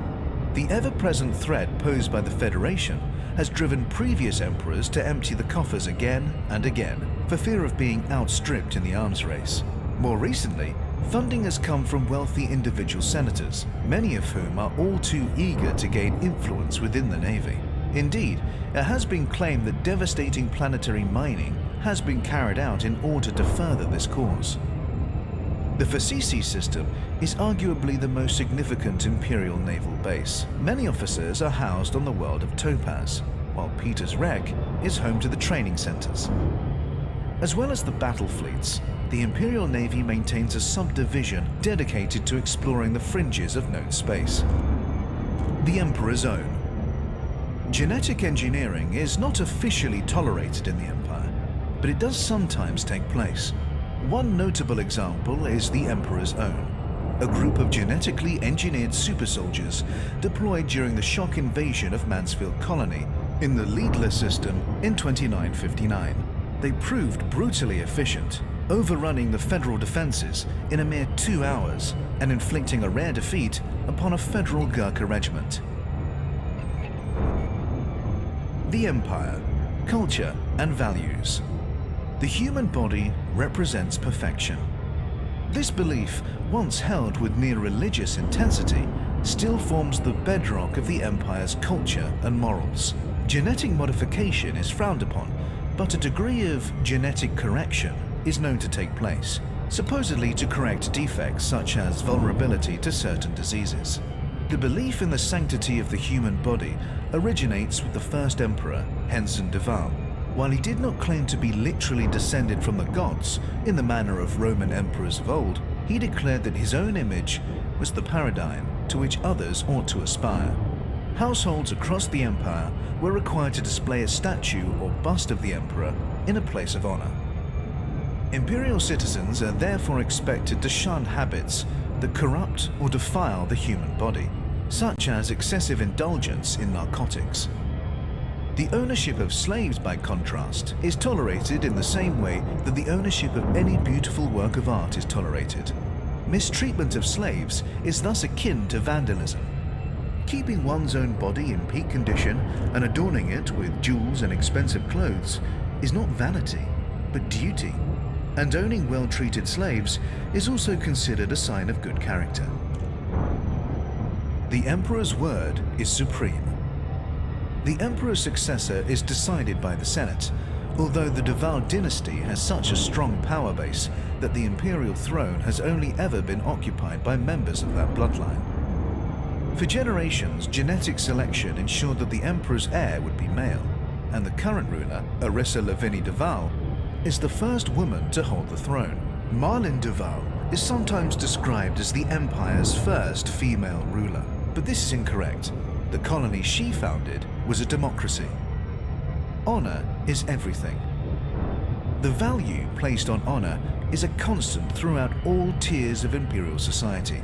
Honor can be lost through various means, including leaving debts unpaid, failing to respect a superior or provide for a dependent, breaking a solemn vow, conducting combat with cowardly weapons such as nerve gas, and defiling one's own body. Slavery is acceptable, but slaves must be well treated. In the Empire, it is not uncommon for the poor and disenfranchised to sign up for a period of military service in exchange for a small sum of money. A similar logic applies to imperial slavery, to the extent that someone might sell themselves into slavery to clear a debt and restore their honor. Selling oneself into slavery is a straightforward legal process and results in a guaranteed sum of money for one's family, so it is a popular option for the desperate. In practice, however, many find that it takes much longer than expected to clear their debts. People are also forced into slavery against their will. Sometimes a senator will sentence a person of lower rank to be stripped of citizenship and designated as a slave. But it is more common to impose a fine of such magnitude that the citizen has no recourse but to sell his or herself into slavery. Slaves may also be taken prisoner following a conflict, abducted from their home, or even captured in a hijacking. While trading slaves is lawful everywhere in the Empire, except on Emerald, taking new slaves outside of wartime is illegal without the blessing of a senator. The Empire. Diplomatic relations. The Federation. Resentment of the Federation runs deep in the Empire.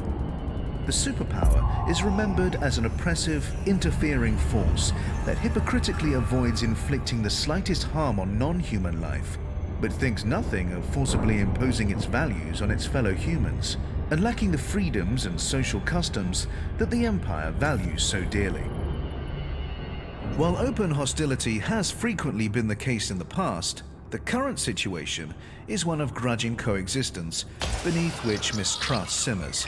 Despite this antipathy, the Empire cooperated with the Federation in a Surface scanned by 50%. series of joint initiatives against the Thargoids in the early 3300s. The Alliance.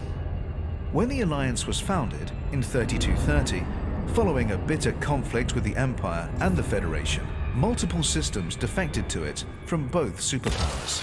To the surprise of many, the Empire took very little further retributive action, partly because of the ill health of the Emperor of the time, and partly due to a belief that the defecting systems would return to their natural home, sooner or later. The Empire's current attitude to the Alliance is one of studied contempt. To recognize it as a threat would be too much like showing respect. Internal politics. Unsurprisingly for a society so concerned with rank and influence, the Empire contains a multitude of feuding power blocks.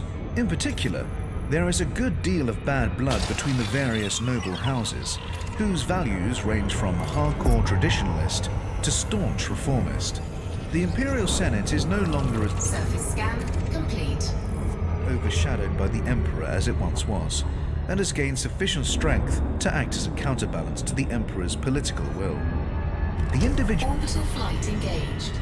character of the Emperor still determines the Empire's overall direction, however, and the suggestion that the Empire should evolve out of its old ways has proven deeply divisive. The Empire. Introduction. What a piece of work is man! How noble in reason, how infinite in faculty, in form and movement.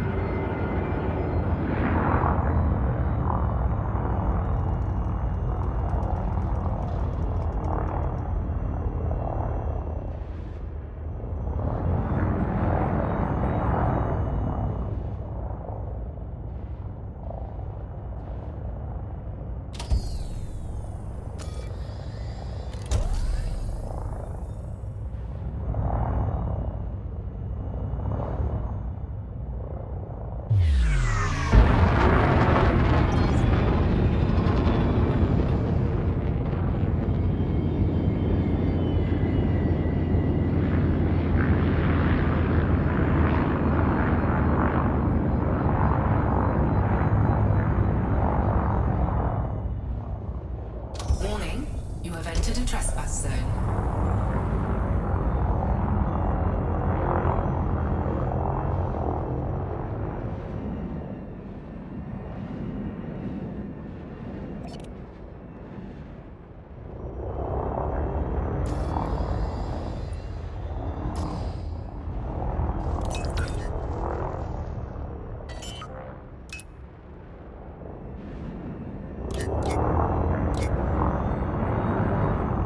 Landing gear deployed. Under attack.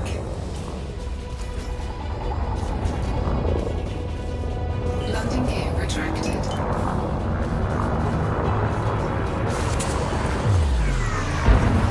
Warning. Temperature critical. Warning. Taking heat damage.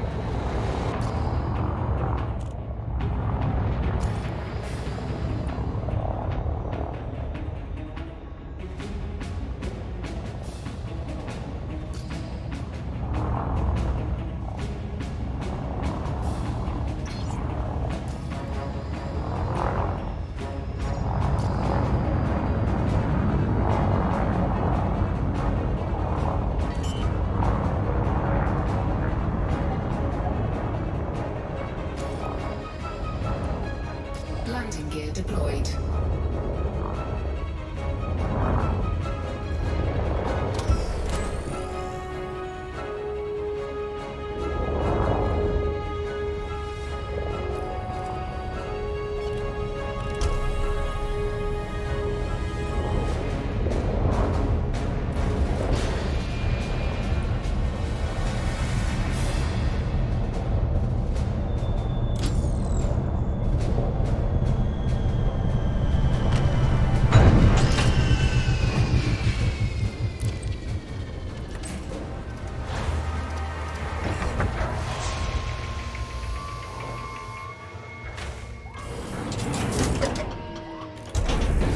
Low gravity warning. Handbrake is on.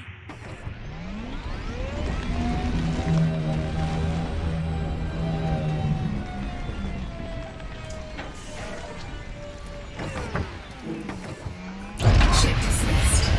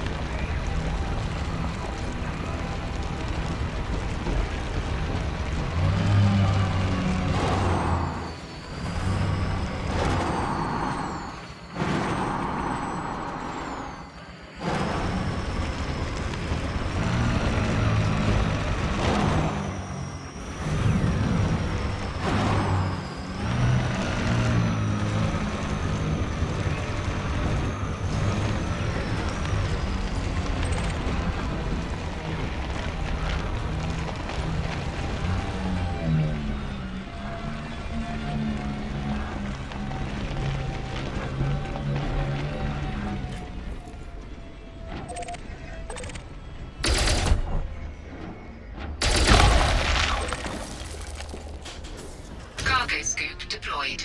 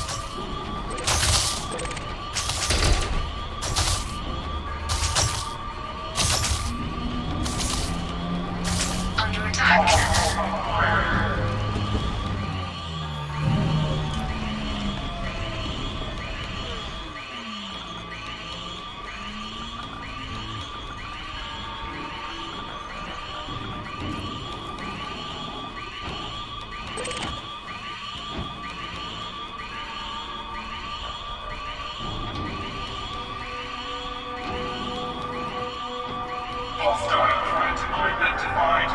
Commencing elimination protocol.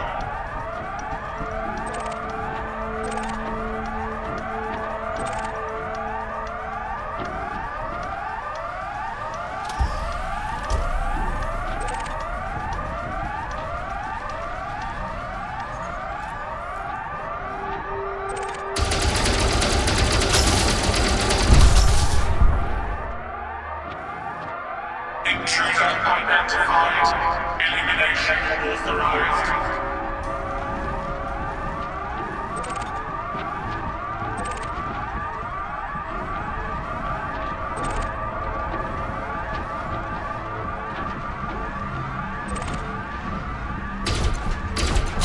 Under attack.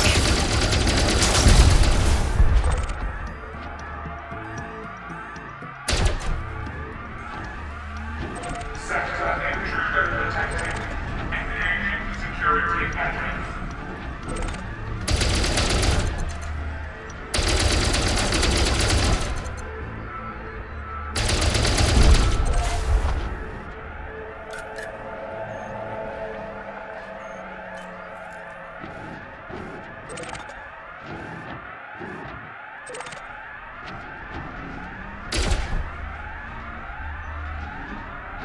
Sector compromised. Eliminating threat.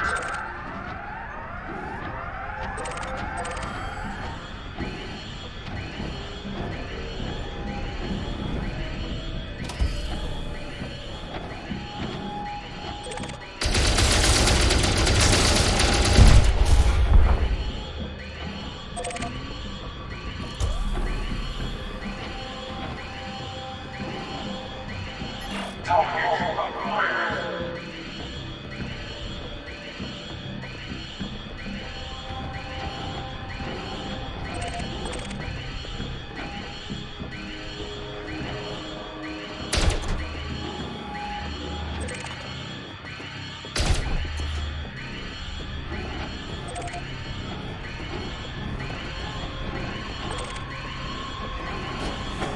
Hostile threat identified. Commencing elimination protocol.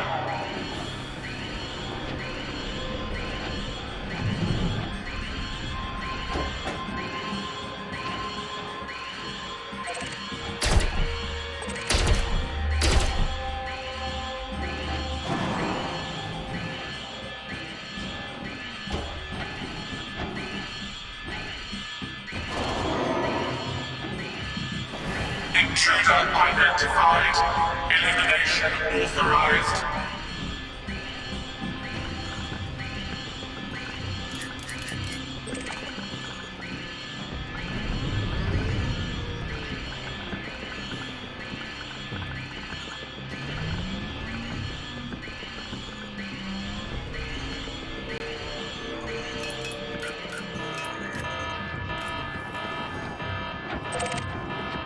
Sector intruder detected.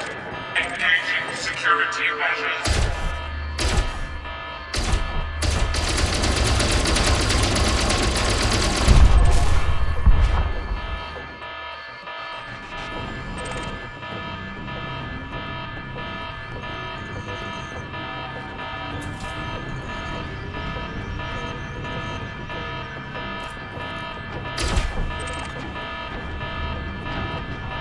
Sector compromised.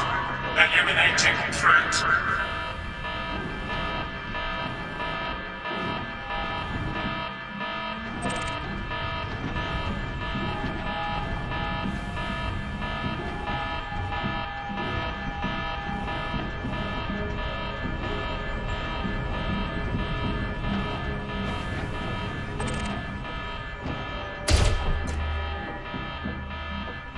Target acquired.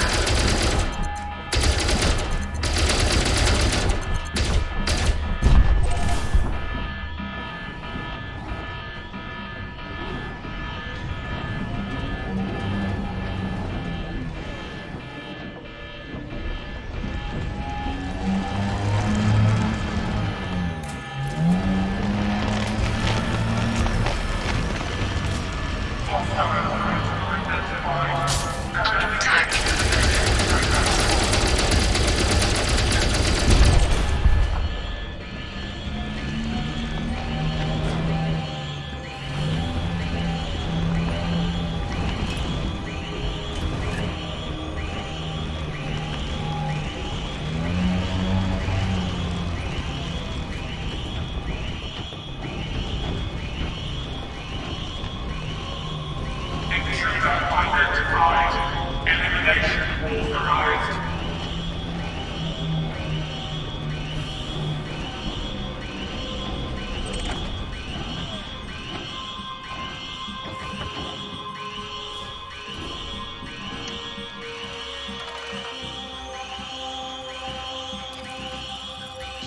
Alert. Network security Handbrake is protocol activated.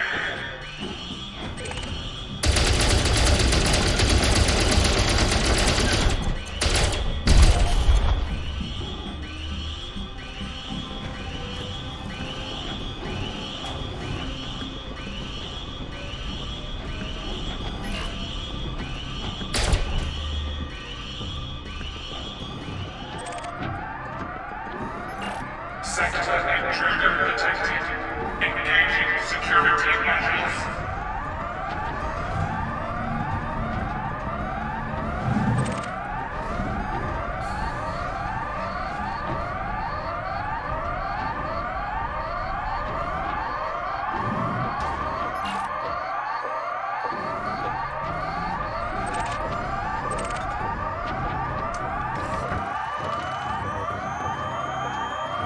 Sector compromised. Eliminating threat. Handbrake is on.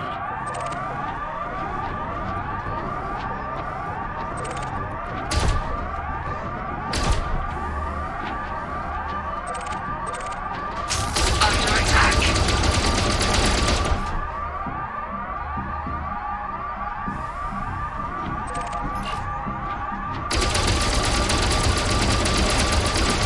Target acquired.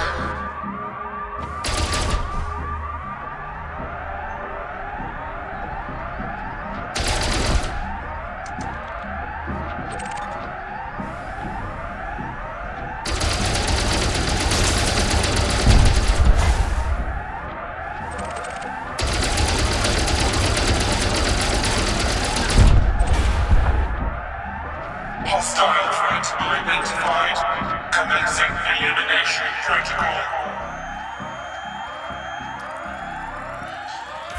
Incoming mission critical message. Handbrake is on.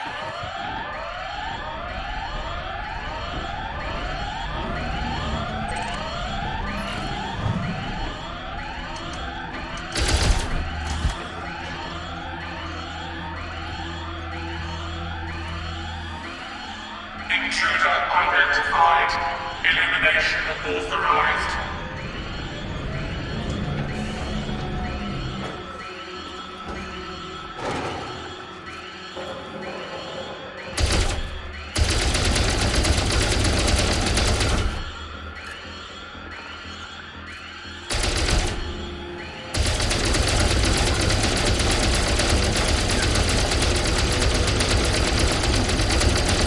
Sector intruder detected.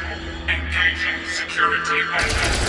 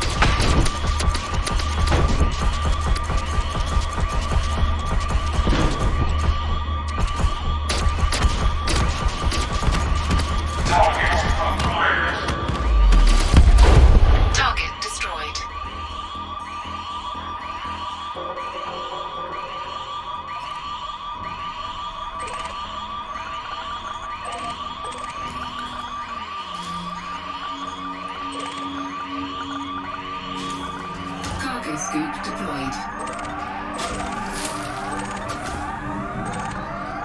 Hostile threat identified.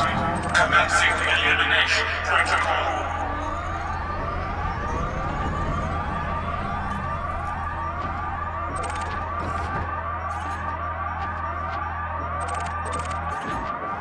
Handbrake is on.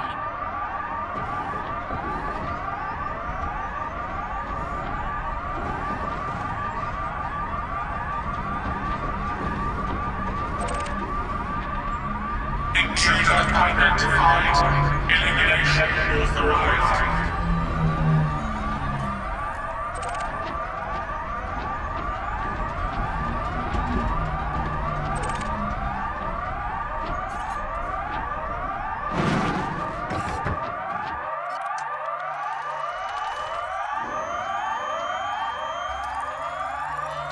Alert!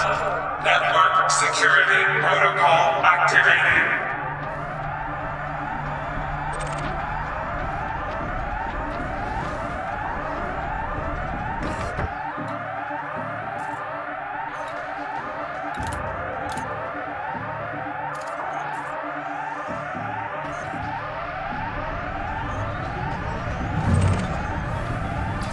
Under attack. Sector intruder detected. Engaging security measures.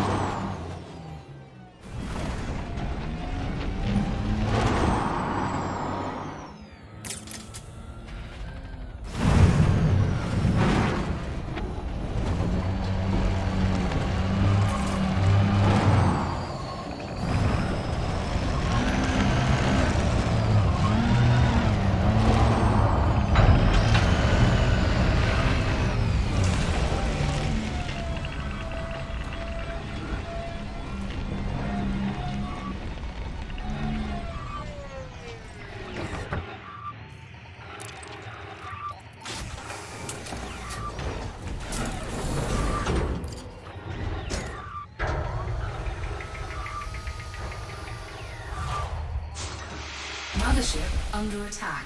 Under attack.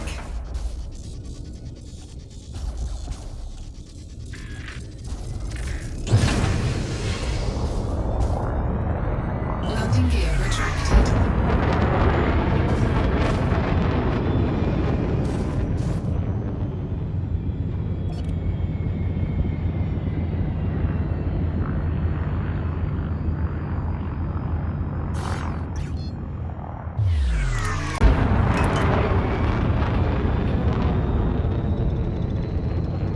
Frameshift drive charging. 4, 3,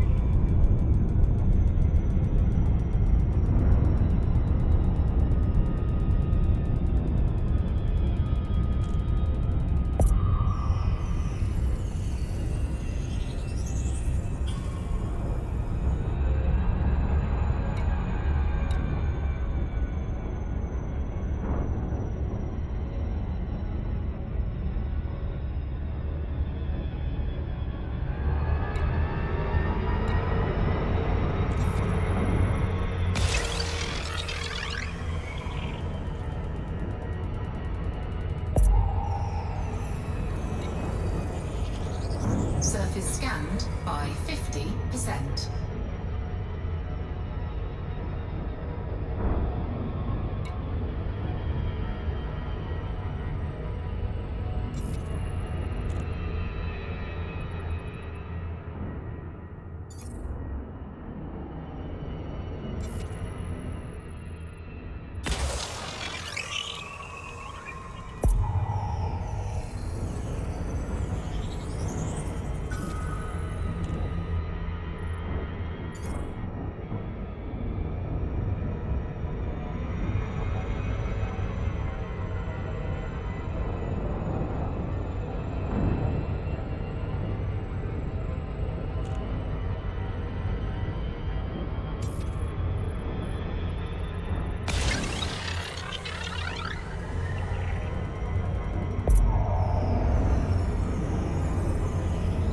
Surface scan complete.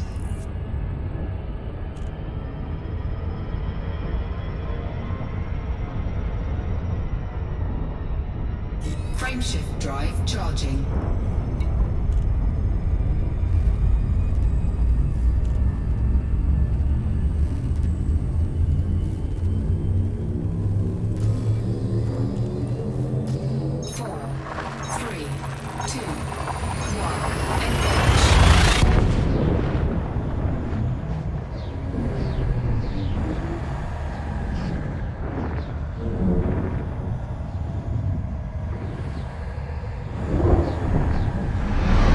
Objective detected.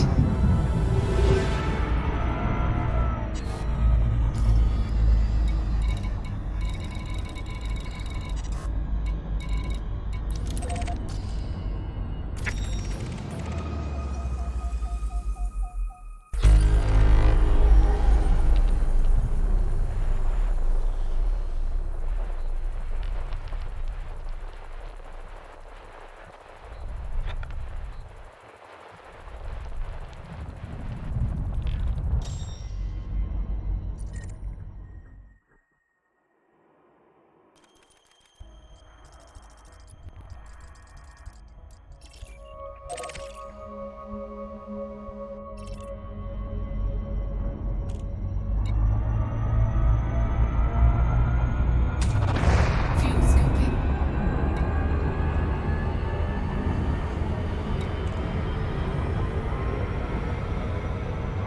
Fuel scoop disengaged.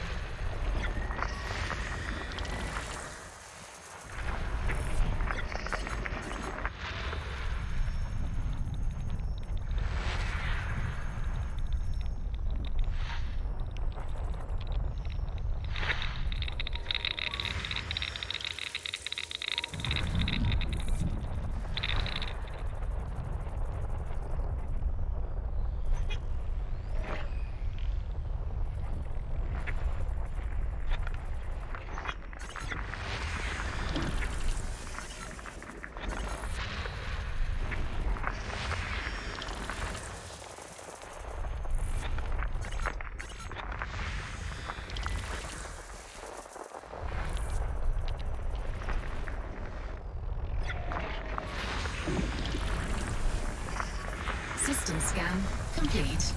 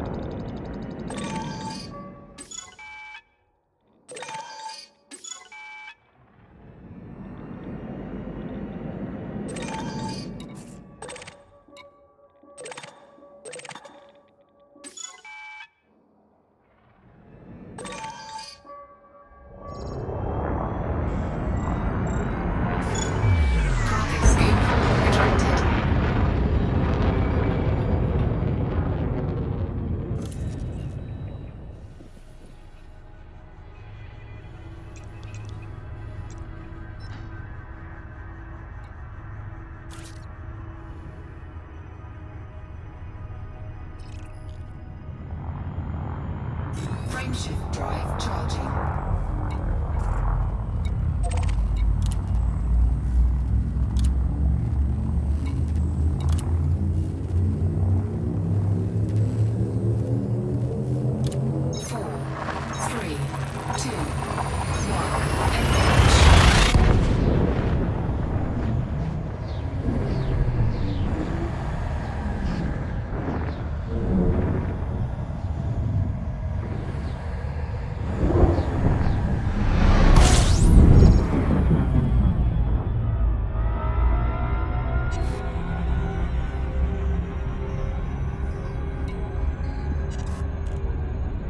Frameshift drive charging.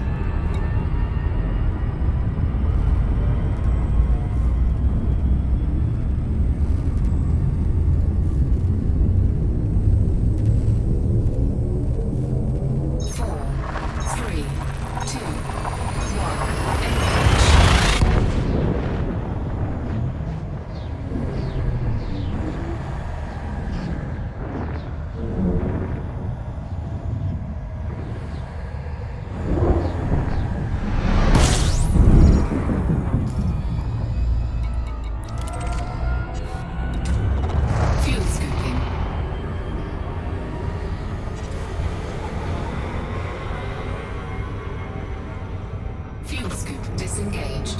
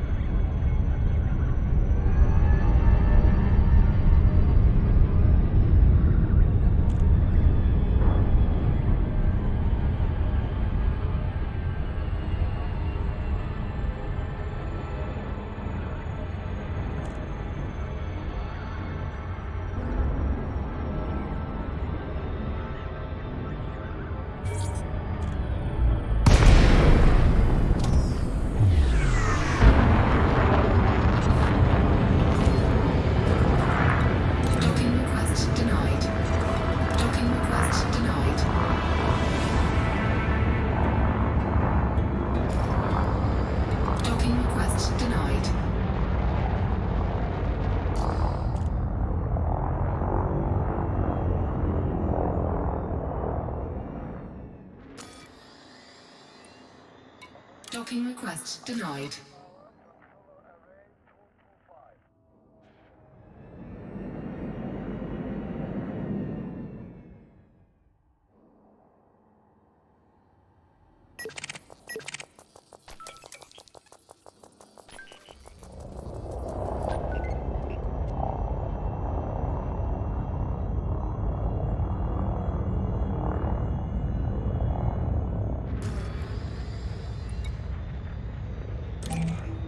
Docking request granted.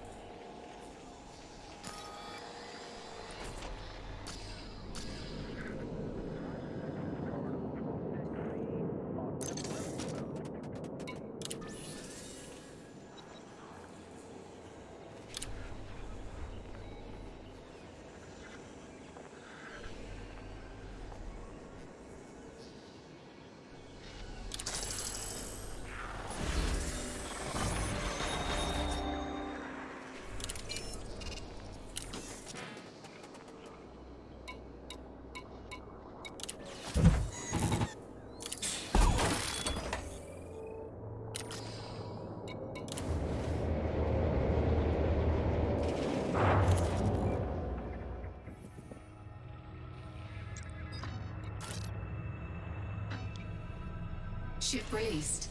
Engines engaged. Landing gear retracted.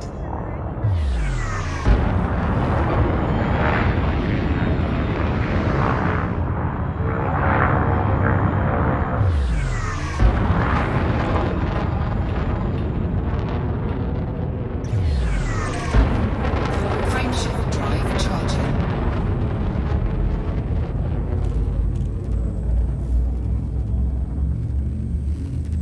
Technical, be advised, we have a ruptured power manifold with vehicle engineering.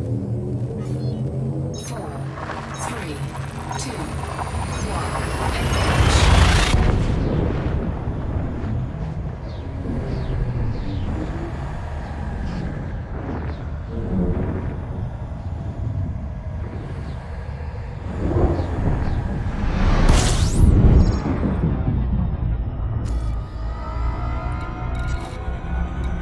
Engage. Fuel scooping. Fuel scoop disengaged.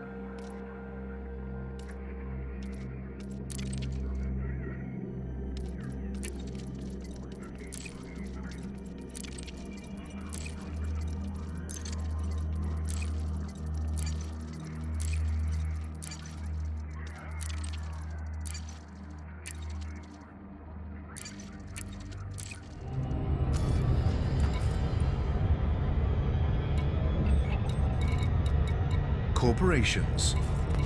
The grandest society of merchants in the universe. Self-applied description of the East India Company, 1600 to 1708. Corporations. Introduction. During the centuries in which humanity was confined to a single planet, corporations were naturally limited in size and influence, like fish in a bowl. With access to a finite quantity of natural resources and a relatively small arena in which to compete, corporations could not achieve their full theoretical potential. But with the advent of interstellar travel, the fishbowl became an ocean. Corporations could access and exploit entire planets for their mineral resources, and an expanding population, eagerly colonizing system after system, meant a growing customer base. To the governments of the time, the potential for corporate growth was both thrilling and terrifying. Commercial prosperity meant increased tax revenue and higher employment figures, but also raised the worrying prospect of security fleets that could rival the official militaries. It seemed inevitable that the largest corporations would, in time, become the equivalent of nation-states in their own right. With the old restrictions gone, there was simply nothing to stop them. Today, this vision has been partly fulfilled, with several corporations owning entire systems. For many corporate employees, the age-old distinction between a home and a workplace has vanished. Workers on corporate-owned ships, refineries, and outposts can expect to spend their entire lives in the embrace of the company. Despite their immense wealth and power, the corporations have thus far been content to operate within and remain subject to the jurisdictions of the Alliance, Empire, and Federation, rather than mount a serious challenge to any of them. Commentators point to two reasons for this. Firstly, corporations thrive by excelling in their chosen fields, and assuming the onerous responsibilities of a government would be a wasteful distraction from the corporate mission. Secondly, given that the corporations already hold much of the real power, especially in the Federation, there is nothing to be gained by abolishing the convenient veneer of the state. Better to operate below the surface, make a show of compliance, and trust in the power of money to smooth the way forward. Corporations. The Achilles Corporation. Optimize, iterate, refine. Achilles is the market leader in computer technology and is particularly noted for developing the reliable, efficient navigation computers used by most starships. The fear of a hyperspace misjump following a computer malfunction, a nightmare scenario that Achilles capitalized on in its advertising, helped to cultivate strong brand loyalty in the company's early days. Achilles is also a pioneer in the field of robotics, meaning it has long been hampered by the interstellar ban on the development of self-aware artificial intelligence. In the late 3200s, rumors surfaced that the corporation was attempting to circumvent these restrictions by placing organically grown brains in robotic bodies. No evidence of any such activity has come to light, and Achilles board members have not deigned to dignify the rumors with a response. There has also been speculation that the company's leaders are extensively cybernetically enhanced, given their history of uncompromising takeovers and corporate machinations. Even their open business operations are characterized by ruthless efficiency, while their private dealings are rumored to involve everything from the blackmail of rival executives to assassination.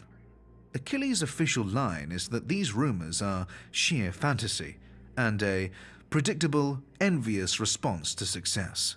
Nonetheless, the rumors persist, and Achilles' reputation is now so daunting that smaller corporations will roll over at the first sign of a takeover bid, rather than attempt to negotiate for better terms. Nobody wants to become the subject of a career-ending rumor. Corporations. Kane Massey. Because an honest day's work never goes out of fashion. Kane Massey stands as an example of the power of rebranding. During the fiercely competitive era that followed the first migration from Earth, the company's original incarnation, Howlett, Kane and Calvert, rapidly established itself as a profitable mining concern. Through a combination of nepotism and bribery, HC&C secured a federal guarantee of mining rights across several systems, with the caveat that failure to exploit the resources within a set time frame would result in forfeiture. In order to set up their mining operations as quickly as possible, HC&C cut corners on safety, skimped on equipment quality, and made exorbitant promises to potential employees, promises that were later defaulted on. Workplace accidents, which were frequent, were hushed up. By the time these problems came to light, HC&C was a household name, and the fallout was severe. Token attempts at recompense were made, but the company's public image was badly tarnished. A merger with struggling but respected logistics firm Massey Haulage gave HC&C an opportunity to reinvent itself as the local mining company. The rebranded corporation, Kane Massey, presented itself as a salt-of-the-earth, blue-collar operation whose hard-working employees were treated with dignity. In an uncertain universe, so the advertisements ran, Kane Massey would always be there for you. The campaign was a huge success. Today, Kane Massey is now widely perceived as an old-fashioned company that both understands and sticks up for the working man and woman. But despite this wholesome image, and although safety standards have improved, the company is as acquisitive and concerned with expansion as ever. Corporations. Core Dynamics. Unmatched interstellar supremacy. Core Dynamics is a giant conglomerate, best known as one of the galaxy's premier manufacturers of weapon and surveillance systems and starships, with a particular focus on combat vessels. Its product line ranges from the diminutive Eagle to the gargantuan Farragut-class battlecruiser, and also includes the most popular skimmer in the galaxy, the S4 Sentry. The company is known for its occasional discount events, offering reduced-cost ships either in celebration of a new design or as incentives for participation in a community endeavor. Core Dynamics has a long-standing supply agreement with the Federation and is responsible for the Federal Assault Ship, Corvette, Dropship, and Gunship. As part of this relationship, the company benefits from privileged access to federal black box data reserves, which it uses in its research and development branch. In the ongoing quest for more robust and effective ship designs, there is no substitute for data gleaned from genuine combat encounters. Corporations. Falcon DeLacy. Bridging the stars for half a millennium. Falcon Manspace, originally a small military supply company, experienced an overnight reversal of fortune when it released the Viper fighter, which proved popular with governments and private citizens alike. Indeed, demand was so high that Falcon Manspace had to farm out Viper production to other companies under license. With wealth came innovation and a range of new designs. Like the Viper, these new ships were named after dangerous snakes. The Cobra marked the company's entry into the trader market, while the lightweight, versatile Sidewinder was designed principally as a reconnaissance craft. As the company's wealth grew, it began to absorb many of the companies to which it had previously granted manufacturing contracts. In almost all cases, the target company's close working relationship with Falcon Manspace made such acquisitions frictionless and mutually beneficial. In 2982, the corporation merged with one of the largest such manufacturers, DeLacy Shipworks, becoming Falcon DeLacy. The company pioneered the now standard modular system of ship design that allows pilots to swap out components with ease. Significantly, the company made the schematics for the modular system freely available to its manufacturing rivals, broadening the choice of compatible modules available to pilots, and thus making the Falcon DeLacy marks more popular. Without this philosophy of component compatibility, spacecraft maintenance might have become a nightmarish scenario in which being unable to get the proper parts could leave a broken-down ship stranded in dry dock for weeks, or worse, subject to botched repair attempts. Today, Falcon DeLacy stands out as one of the most enduring, widespread, and consistently admired corporations in colonized space. Public regard for the company is so high that the Alliance, Empire, and Federation have all made attempts to secure exclusivity to Falcon DeLacy starships. Thus far, their efforts have been unsuccessful. Corporations. Gutermeyer. Effortless elegance. Ship manufacturer Gutermeyer enjoys a supply agreement with the Empire, similar to that between Core Dynamics and the Federation. Gutermeyer is a far younger company, however, and was in fact created by the Empire. The company's ships are considered to embody imperial opulence and are instantly recognizable for their sleek contours and distinctive silhouettes.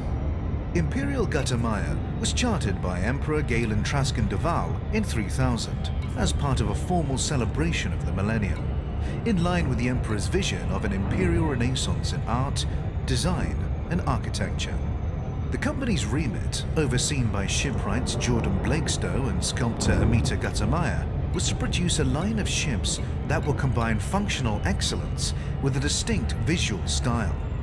These would be offered for a limited period to select members of imperial noble houses as a mark of the Emperor's favor. Amita Gutermeyer's involvement was immediately apparent, a reputation having been established through well-regarded public artworks incorporating graceful, contoured forms. This helped to drive public demand for the ships, which became sought-after status symbols. Demand was so high that owners were forced to hire squadrons of mercenary escorts to prevent hijack. The Emperor promptly ordered Imperial Gutermeyer to go into full-time production and to make part of its range available for general purchase. From its inception, Gutermeyer has employed a coterie of accomplished imperial artisans to ensure that their ships continue to reflect Amita Gutermeyer's aesthetic principles. When, in 3006, Amita Gutermeyer died in unexplained circumstances, she was interred in the Gutermeyer family crypt on Achenar 6B. Corporations. Lakon Spaceways. Hard-working ships for hard-working people.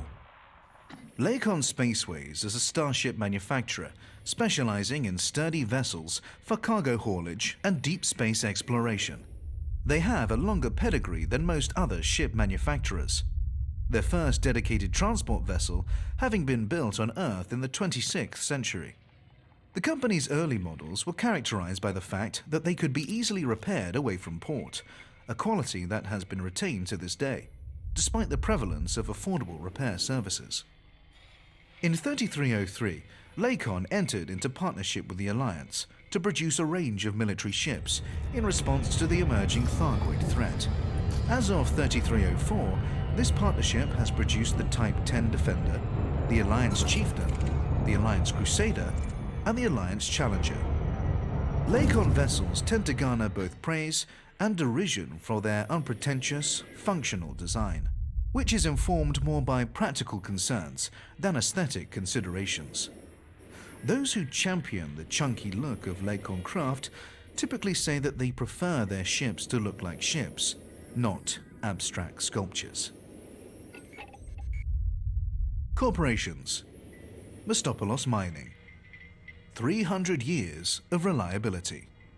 In 2951, an imperial senator named Gia Mistopoulos helped an imperial group wrest control of a key set of mining rights from a federally backed partnership. Mistopoulos later took direct control of the mining operations, and under his and his daughter Nia's guidance, the company rapidly expanded. The Mistopoulos family was already held in great esteem for its patronage of the arts and loyalty to the empire, and many Imperials were more than happy to do business with them. Accordingly, it was within the empire that Mistopoulos gained the most ground, though the company also established operations in several independent systems. Much like the empire itself, Mistopoulos has been under the control of a single dynasty for centuries.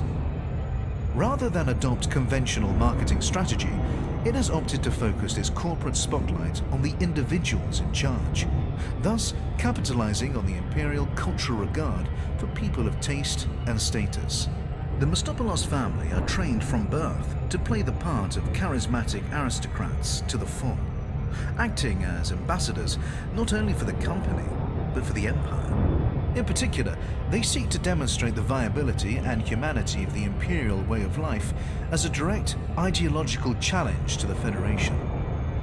The company's current head, Gabriela Mistopoulos, has gone out of her way to ensure that any slaves working for the company are exceptionally well treated. She also earned plaudits for a prisoner reform program that offered imperial prisoners at Jennings Hollow the chance to become corporate slaves, and to earn a generous performance-related bonus. But despite the popularity of this gambit, Federal and Alliance citizens were quick to point out that a slave is still a slave, regardless of the generosity of the owner. Corporations. Saud Kruger. The finest for the best. To independent pilots, Saud Kruger is best known for luxurious passenger liners such as the Beluga, Dolphin, and Orca, although the company also runs a tourism branch under the Astrogator brand. Saud Kruger started life as a yacht manufacturer in Bedaho, although the narrowness of the market curtailed the company's growth.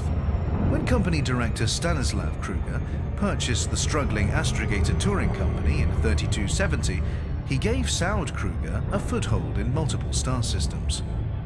Kruger then refurbished the Astrogator fleet and revamped the somewhat stale tour itinerary to give it a more adventurous, thrill-seeking flavor, which proved highly successful. Goldskin leather, sourced exclusively from the planet home in the Bedaho system, has been used in the interiors of Saud Kruger ships for years and is part of the company's distinctive aesthetic.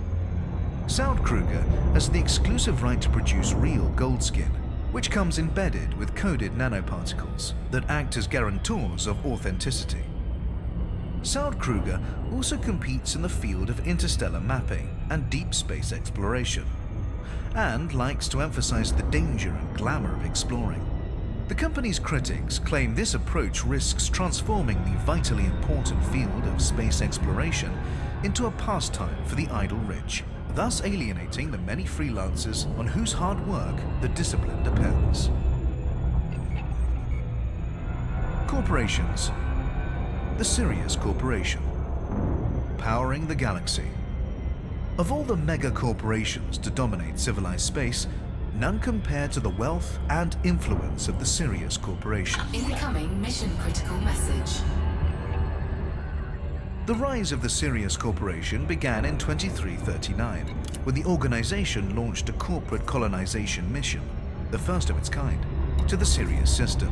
From there, the corporation went on to become the lead supplier of fuel and technologies to both the Empire and the Federation, catapulting it to powerhouse status. The corporation's promise not to favor either side in the event of conflict helped to cement its position. As the corporation grew, fuel supply and drive manufacture remained its core business, although judicious expansion into other markets supported its expansion. But the corporation's ascendance has not been without complication. In 3251, it introduced a technologically revolutionary passenger liner called the Antares, which it hoped would usher in a new age in interplanetary travel.